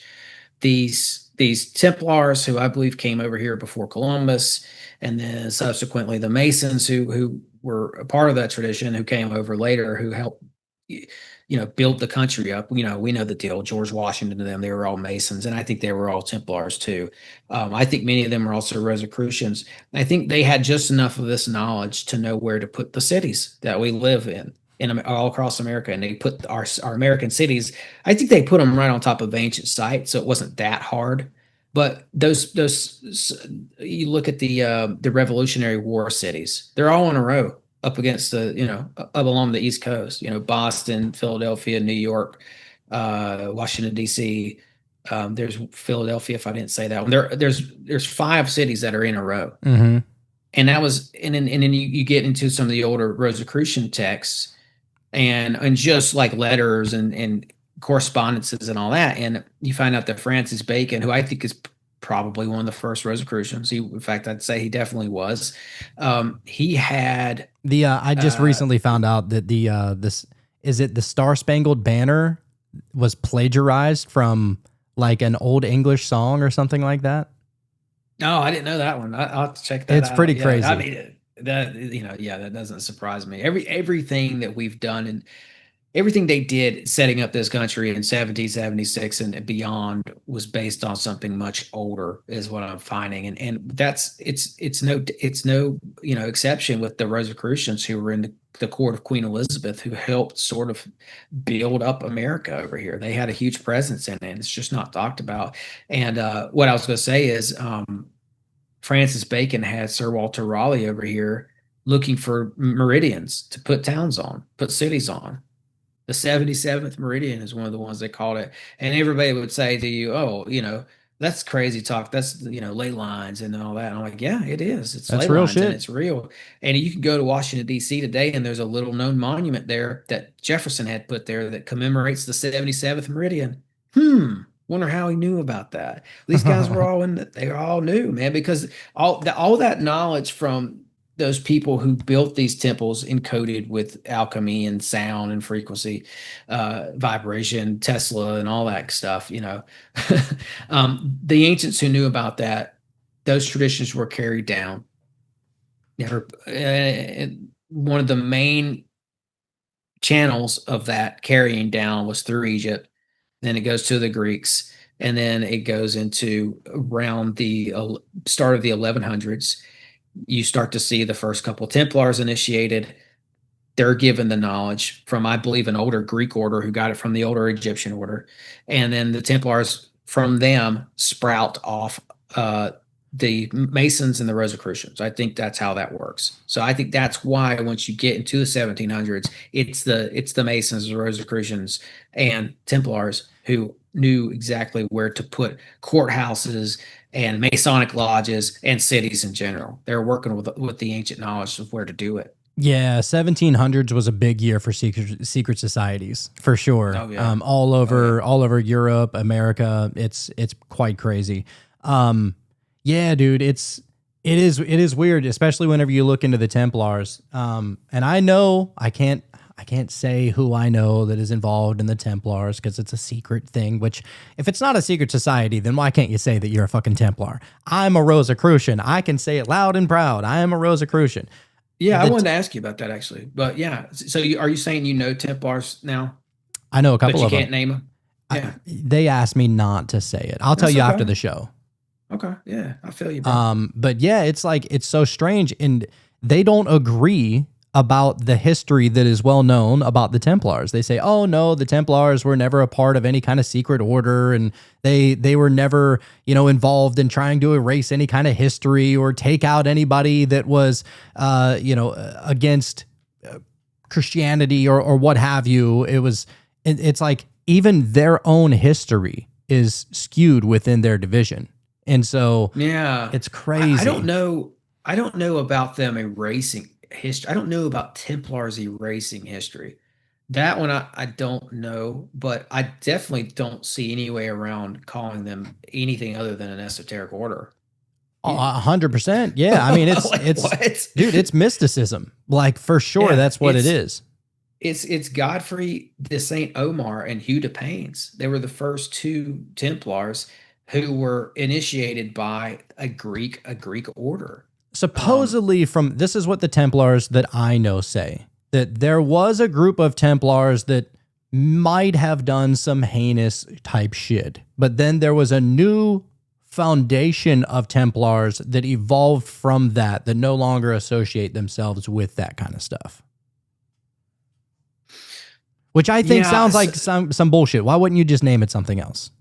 Yeah, so there is a couple later down. So I started obviously with the 1100s and Hugh de Paynes and Godfrey Omar, and then Bernard de Clairvaux comes in and says, "I'm going to make this official." He's a Druid. He considers himself to be a Chaldean, which is Babylonian, right?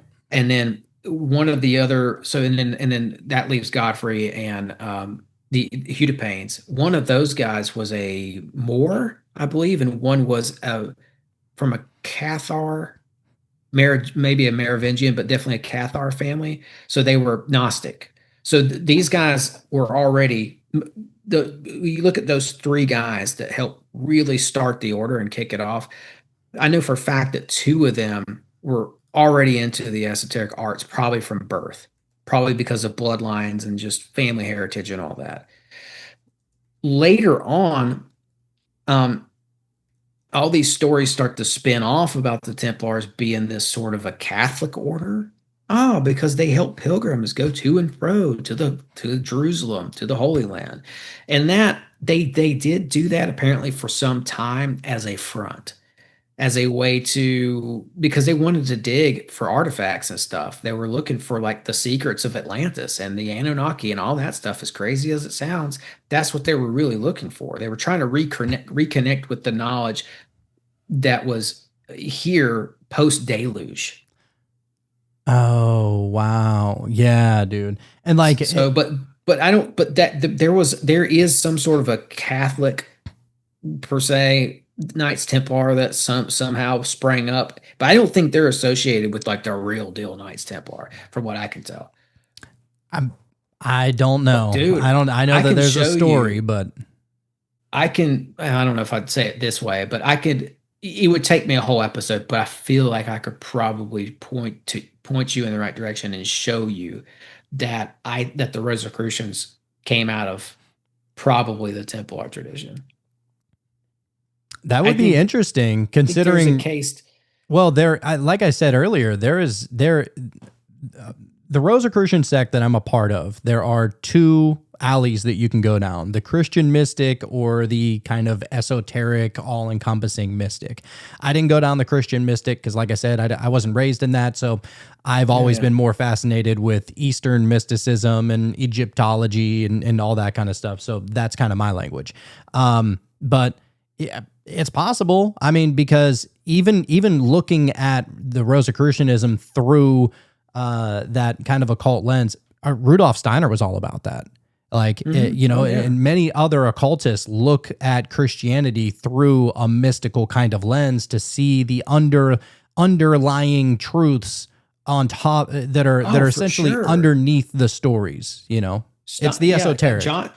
John Dee was a Christian, I think, from what I can tell. He considered himself to be a Christian, and I think he was one of the first Rosicrucians as well. Like I said, I think it comes out of that court of Queen Elizabeth. They had a book called the Neometria that comes out of 1604, I believe, and it was one of the books they used to help form the Rosicrucian order. But why I say that it was Templars who helped do it was because of an order called the Evangelica, what is it? The Cruciferia, Militia Evangelica Cruciferia was the name of the order.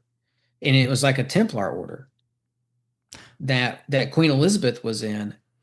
And it kind of, from there, it filters down into Sir Francis Bacon and John Dee and the forming of the Rosicrucian order. That's an origin story that I've stumbled across, at least. I don't know how many Rosicrucians out there are going to put their stamp of approval on that, but that's what I saw nonetheless. I mean, if you ask the Rosicrucians, they'll say that the Rosicrucian name is more recent, maybe of the 16 or 1700s, right? But they claim, very similarly to what a lot of ancient orders will also do, they claim that their knowledge goes back to pre-ancient Egypt. So like, because they claim that like all esoteric information was always within a group of wanderers and philosophers and mystics and chemists and all this kind of stuff, right? That they just claim that all of that information kind of led us up to this point. And they look at all of the information as an amalgamation of esoteric mysticism, right? But you said something earlier. You mentioned Blavatsky was saying, yeah. Right. Same thing. But you mentioned Merovingian earlier, and which got me to think about the 13 royal bloodlines and the 13 royal families and stuff like that.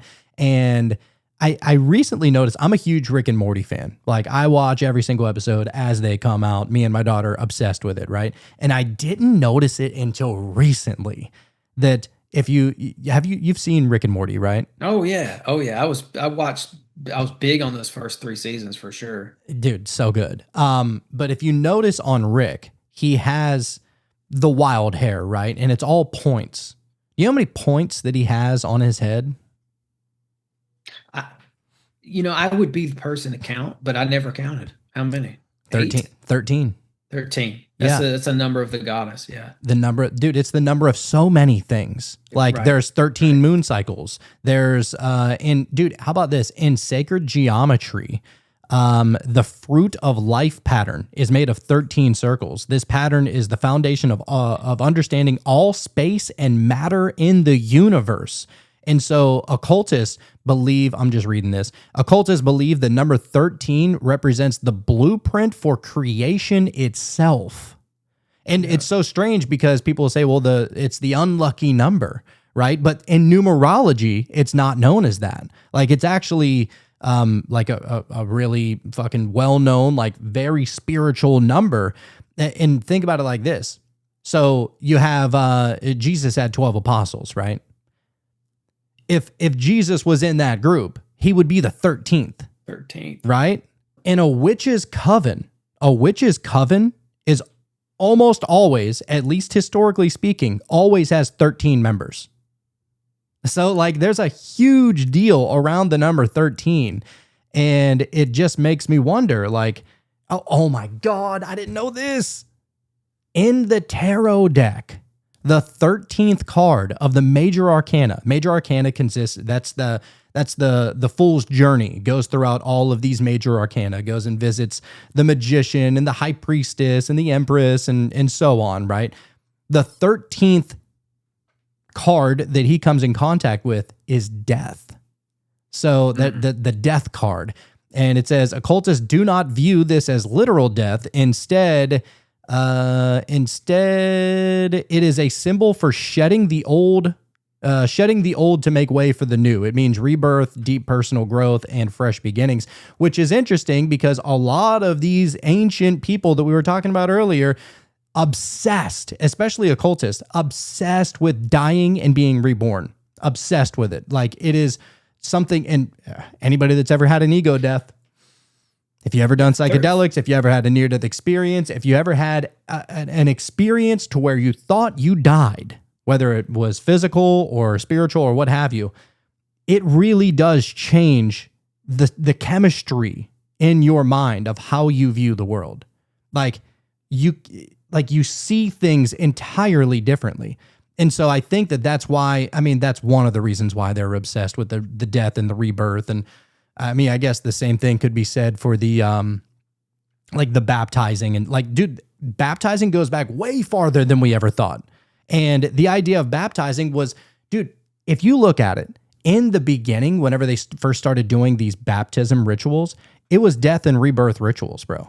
Like legit. And that's why they say, you know, whenever you're baptized, you're reborn in the Holy Spirit, right? It's a fucking death ritual. Yeah. At least that's how they used to do it. And so it's just so interesting, this number 13 all the way, dude. I'm fascinated by it. That's come up in my research, some 13. I still need to do more on it. It's a Templar number I found. There were, when I like I said before, when I got into the goddess research with the Nana and Ishtar and all that, I thought there were 3 goddess numbers, and then I realized there were 4. And it's 3, 5, 8, and 13. They all have their meaning. 5 is the 5-pointed star of Venus, essentially. 8 is the 8-pointed star of Ishtar.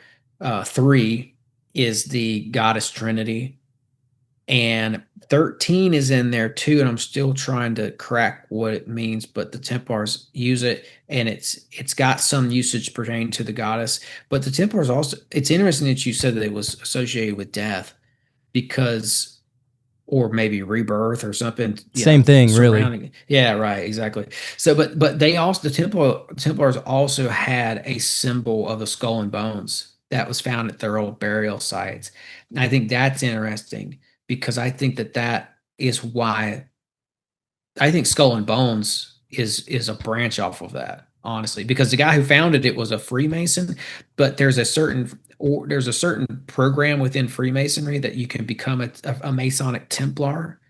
So I think he had all that in his bag, essentially, when he created Skull and Bones, and he knew about this old Templar death rite thing where they were using that Skull and Bones. It's if you go to like some Templar burial sites in France, sometimes you'll see the Skull and Bones, and sometimes there'll be a little hole or a little notch at the right temple, which is like a Freemasonic Templar tradition of being struck on the right temple.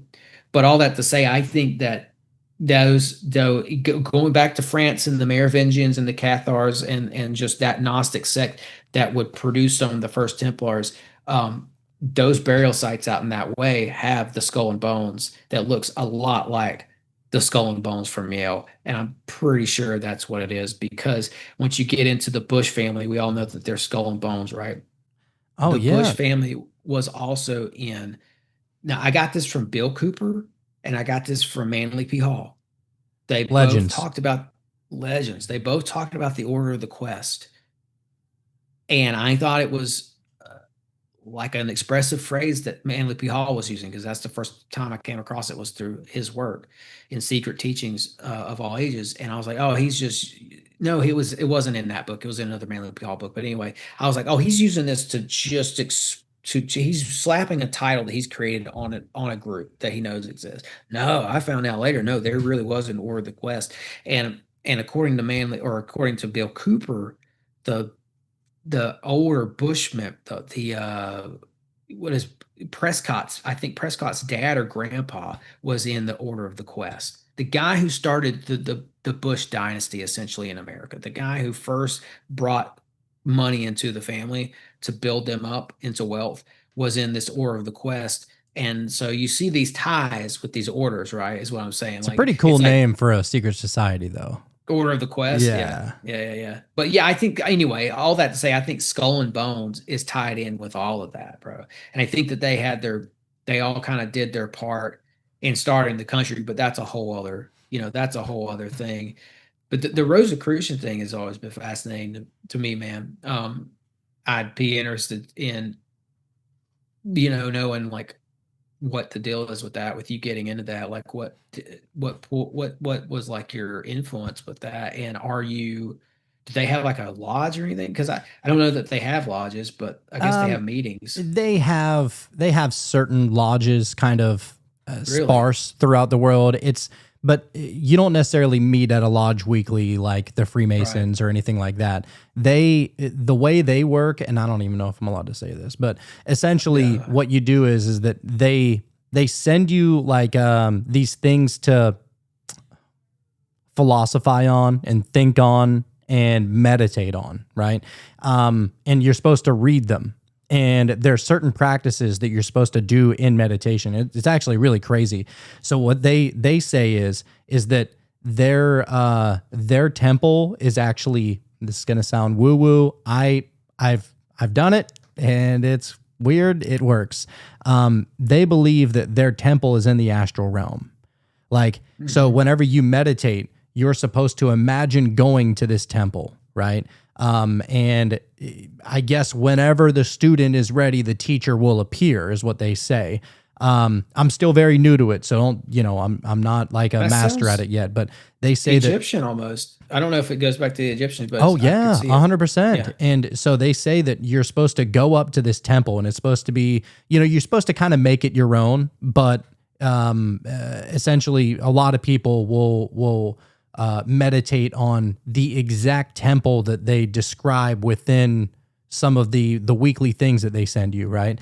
And so you go in there, and supposedly whenever you're ready, you'll have like, I don't know I forget what they're called, but it's essentially like the master Rosacrucian of old, the ancient Rosacrucian that is essentially the librarian of this temple of sorts, or the priest of this temple, will come and bestow upon you some kind of information.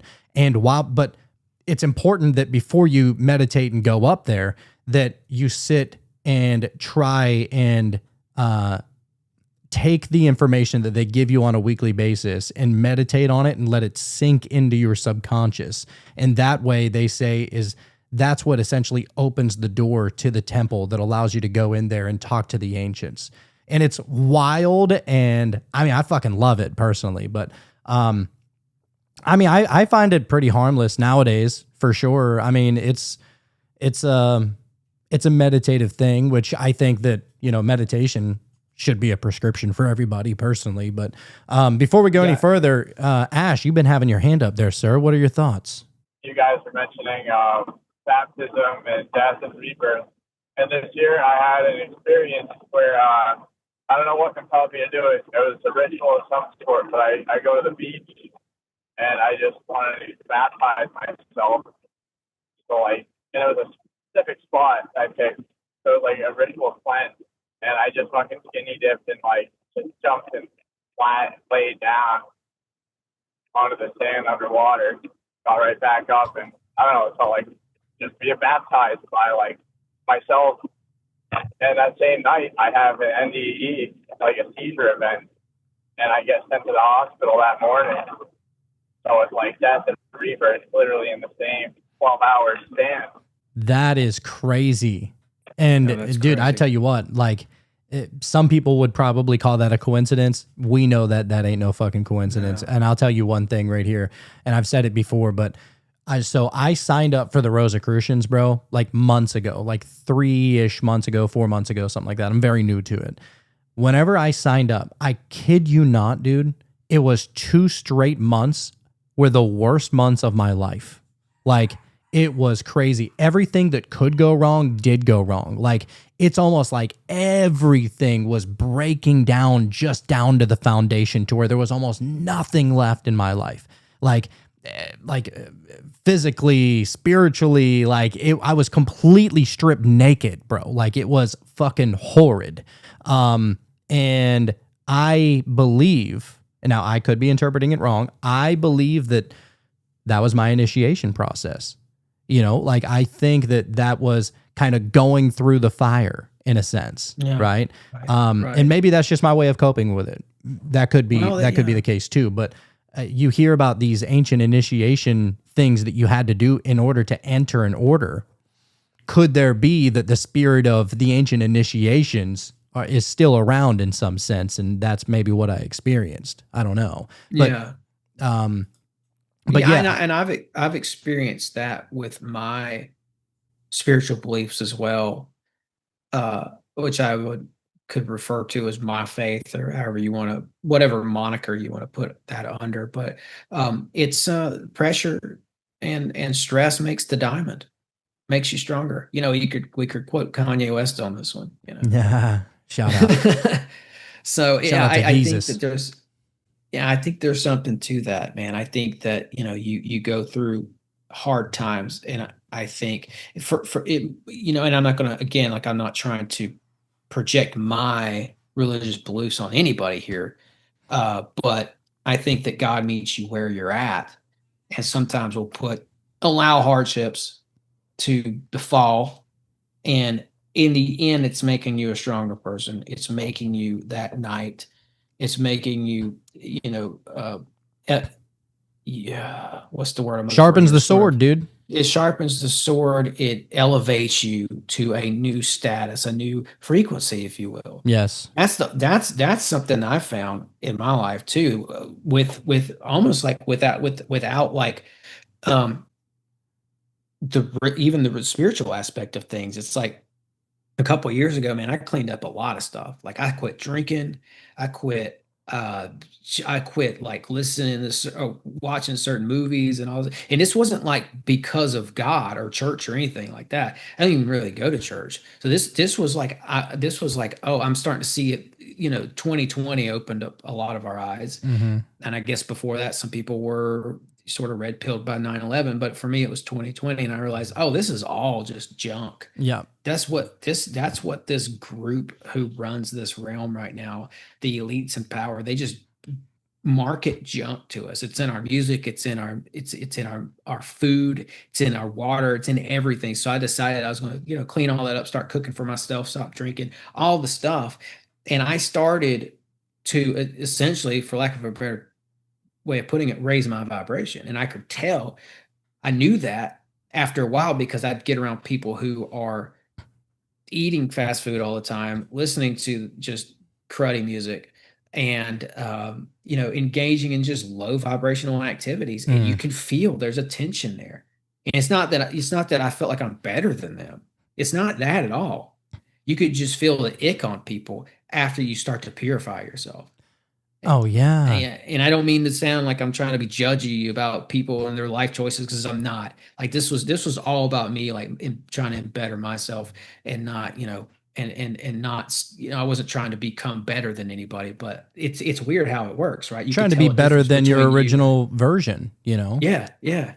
Just evolving. Exactly. And then you go out in society, and you can identify your old self in people. Mm-hmm. You see it, like, oh, I used to be there. Which is why we shouldn't be, judging anybody, because that's typically what triggers us the most, is something that we've evolved from, and now we're almost looking at it from a high peak, and that's not right either. What's interesting, literally earlier today, and we're going to wrap it up here soon, but earlier today I recently just moved back to Louisiana. I used to live in Louisiana for a long time. I moved to Texas for a couple of years, and now I'm back in Louisiana. I love Louisiana, man. Dude, It was one of Louisiana, my favorite places. I used to not I really like New it, Orleans. but I like New Orleans. New Orleans is fun. Yeah, it's fun. Just don't go for Mardi Gras because I never dangerous. Yeah. But anyway, so I called one of my old buddies who I haven't talked to in a long time, and I was like, "Hey, dude, just want to let you know I'm back in town." And we used to always play disc golf together and smoke weed together and just do dumb shit. We would always be at all of the Marvel movie premieres. We would always go to all of them, like all of the Iron Mans and the fucking Infinity War and all that kind of shit, right? And so I called him. I was like, "Hey, dude, I'm back in town. I know the new Spider-Man movie is getting ready to come out here in a couple of weeks. It'd be cool to have my old Marvel buddy back to go see the movie." And bro, he answers me, he's like, "Oh, I don't know. I don't know if I can really hang out with you anymore." And I was like, "What happened?" And he goes, "Well, I know you're involved in all that witchcraft and all that magic and the people you talk to and you're messing with tarot cards." And he goes, "I'm gonna be real with you, dude. You got to watch out. You got to watch out. You got to watch out for the information you take in. You got to watch out with those tarot cards. You don't know what kind of portal you're opening up." And it's just kind of like an operating from a fear kind of sense. And I was like, "Oh." And so I wasn't going to sit there and be like, "Oh, you know what? You're wrong. Fuck you." I was not going to go about it like that, because from his beliefs, that's what kind of like what he's told to believe, right? Like, you shouldn't be messing around with divination tactics, and you shouldn't be. Some people even think that meditation is demonic, which I think is kind of crazy, but like, certain things. And so I don't know. It was weird that I felt like a heavy judgment, and I was like, you know what? I'm not even going to push back. I'm just going to let it be. I said, you know what? Like, I would love to be able to hang out with you. I won't bring any of this kind of stuff up. I'm not going to try and convert you. Like, I'm not a fucking Jehovah's Witness or anything like that. Like, I'm not going to do that to you. I was like, let's just fucking throw some disc around. And he was, just still hesitant about it. And I was like, that's okay, dude. I understand.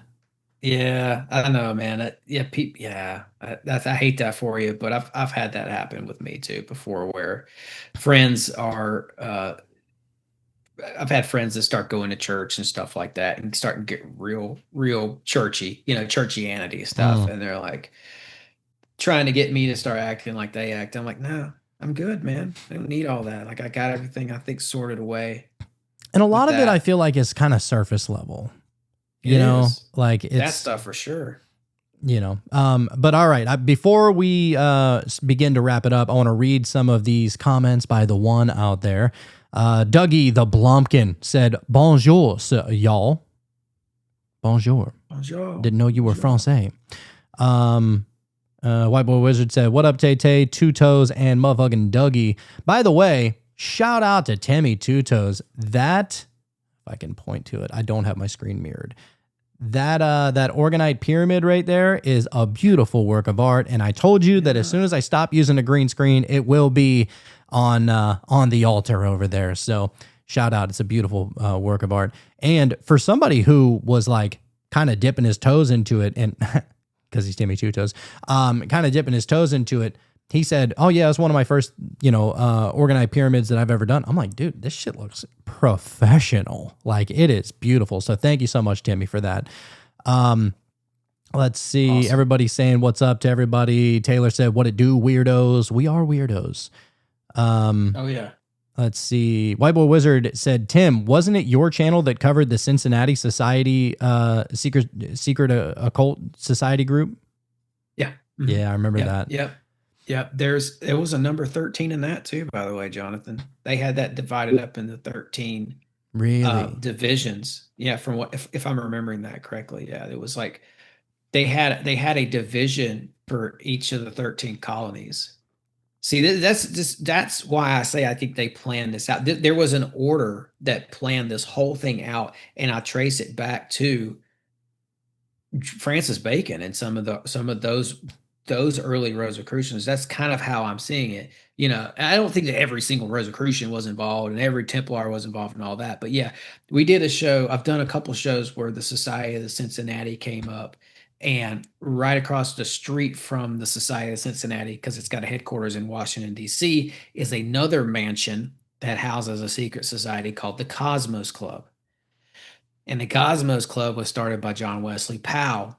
And those guys, they had everybody from academia and from every powerful little like National Geographic Society, the American Philosophical Society, the Geodetic Society, the Smithsonian, everybody who had anything to do with like academics or or well, I'd say surveying, geography, what's the word? Archaeology. Like archaeology. Thank you. That one as well.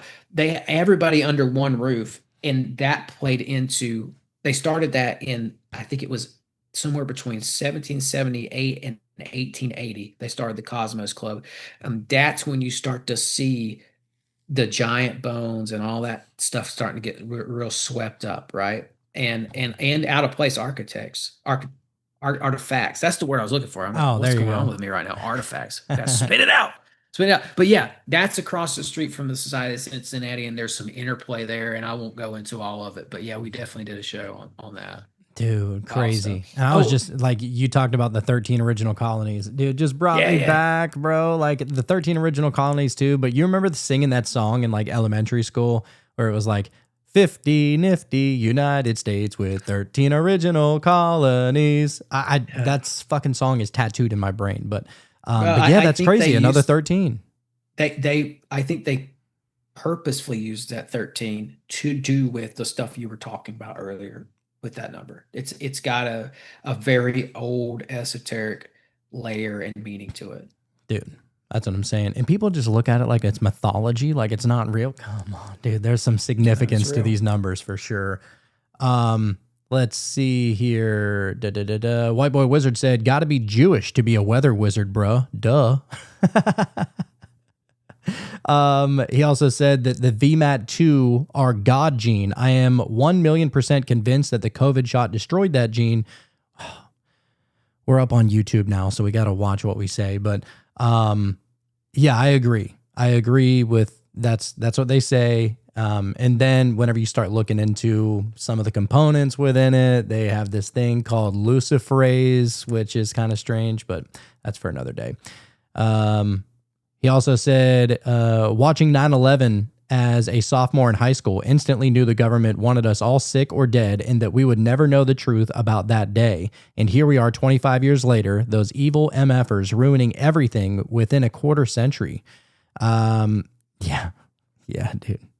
It definitely seems like there is a massive cover-up of, dude, there's psyops within psyops within psyops all day with this kind of stuff. And then I also see you got a beautiful pyramid as a nightlight as well. I never turn mine off, to be honest with you. I love the colors that it shows and that are refracted through that. So, hats off to the people who knew what was up at 9/11. I was like 15 maybe when that happened, and was just taking it all in. I realized later, a couple of years later, I think I had a sense that there was something definitely off with it. Are you that much older than me? What are you, 40? Yeah.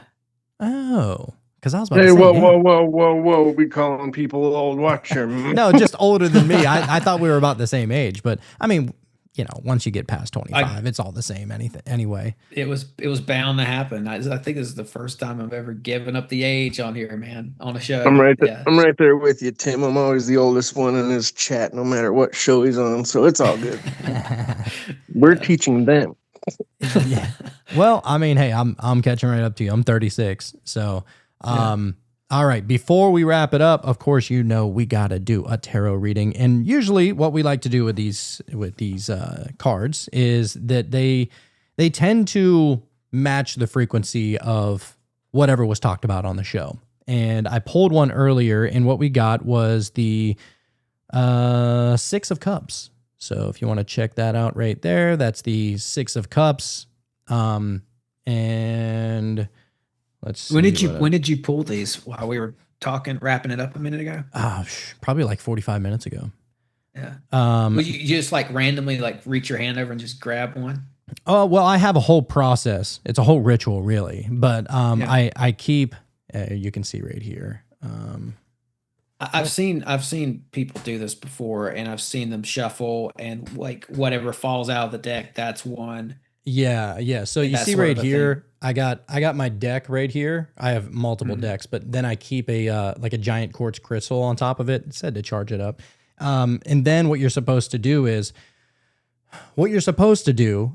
like put like a protection circle around you of sorts. And that's supposed to only allow love and light and positivity into the reading, and that's how it's supposed to go.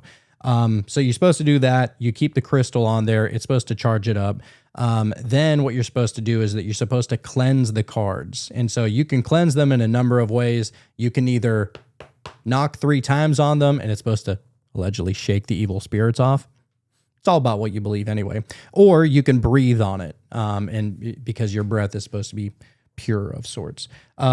So yeah, I've gotten into a process of doing that, and that's just what I do. And then I sit there and I close my eyes usually, or you don't have to close your eyes, but I'll just kind of allow the information to flow through my hands into the crystal, into the deck, that allows the information to match up with whatever we were talking about through the card. That's at least how it works in my mind. But the 6 of Cups is interesting here. Let's see if it pertains. I'm not by any means a tarot master, and that's why I use this guided tarot book. Shout out. This baby's got some fucking mileage on it. I use it every day, but it says, a loving exchange of support and care feels like home. After a period of grief or hardship, you've crossed the bridge into the harmonious energy of the 6 of Cups card. A young boy and a girl dressed up like storybook characters appear to be playing in the main square of a sunny yellow town. The boy hands a cup with a white flower to the little girl. The two are surrounded by white flower-filled cups, symbolic of innocence. The children, their silly costumes, and the mood of playful innocence all evoke childhood memories and a desire to spend time where you grew up. There's a figure in the background carrying a spear who seems to protect the children while they play. They are safe and free of worry. That's weird. I mean, you were talking about a little bit of your kind of spooky spirits with your haunted house whenever you were younger. There's a guy with a spear in the background, which if you didn't know any better, maybe he's scary. Maybe he's coming to attack you. Maybe he's there to protect you. I don't know. But pretty interesting there with the 6 of Cups card. So that's awesome. Yeah. Oh, I thought you were picking 3. That's what I usually see people do. You can, but I just do 1 for the show. Like if I'm giving myself a reading, I'll either do 1 or 3. Sometimes you need a clarifier, so you do 4. There's many different ways to do it. Dude, some people do like 12 card layouts. Like if you want to get real in depth and specific, I can't handle all that information. Like max 3. Like that's what I got in me. You got the cup, that could be a grail, the spear, lance of destiny, and then the flowers could be like the lotus flowers, the sacred flowers of the goddess. Those are 3. I won't get into it all because we're at the end of the show here, of course, but when you get into some of the Ishtar revelations that the Templars were experiencing and bled into the creation of Berlin and were known and I think utilized by the Nazis later. There's 3 artifacts there that are said to be in possession of this Templar group that starts the German Empire of sorts, and they're said to have a lance or the spear, the Grail, and the mirror of Ishtar. So you got 2 of those things possibly on the tarot card there, maybe a third because that the flower is obvious is oftentimes associated with Ishtar. And that might be a reach, but those relics, the relic portion of the card stuck out to me. Like, just symbolic of something of sorts. God, I love occultists and mystics. You are one even if you don't know it, Tim. I see you over there really trying to put some labels on it. I love it, dude. Look, if anybody wants to be able to reach out to you or find your podcast and everything that you do, sir, how would they be able to do so? Best place to find me, and thanks again for having me, man. This is great. I don't know how long we've been talking, but it's been great. I've really enjoyed it. So thanks again. Yeah, best place to find me is going to be at Sixth Sensory Podcast. I spell out 6. You can find me at Spotify, YouTube, Patreon and Apple Podcasts. Patreon is for bonus content. Everything else is free. If you do Instagram and you like a little extra content on there, check out my Instagram. But yeah, the best place to find me is Sixth Sensory Podcast on Spotify or YouTube.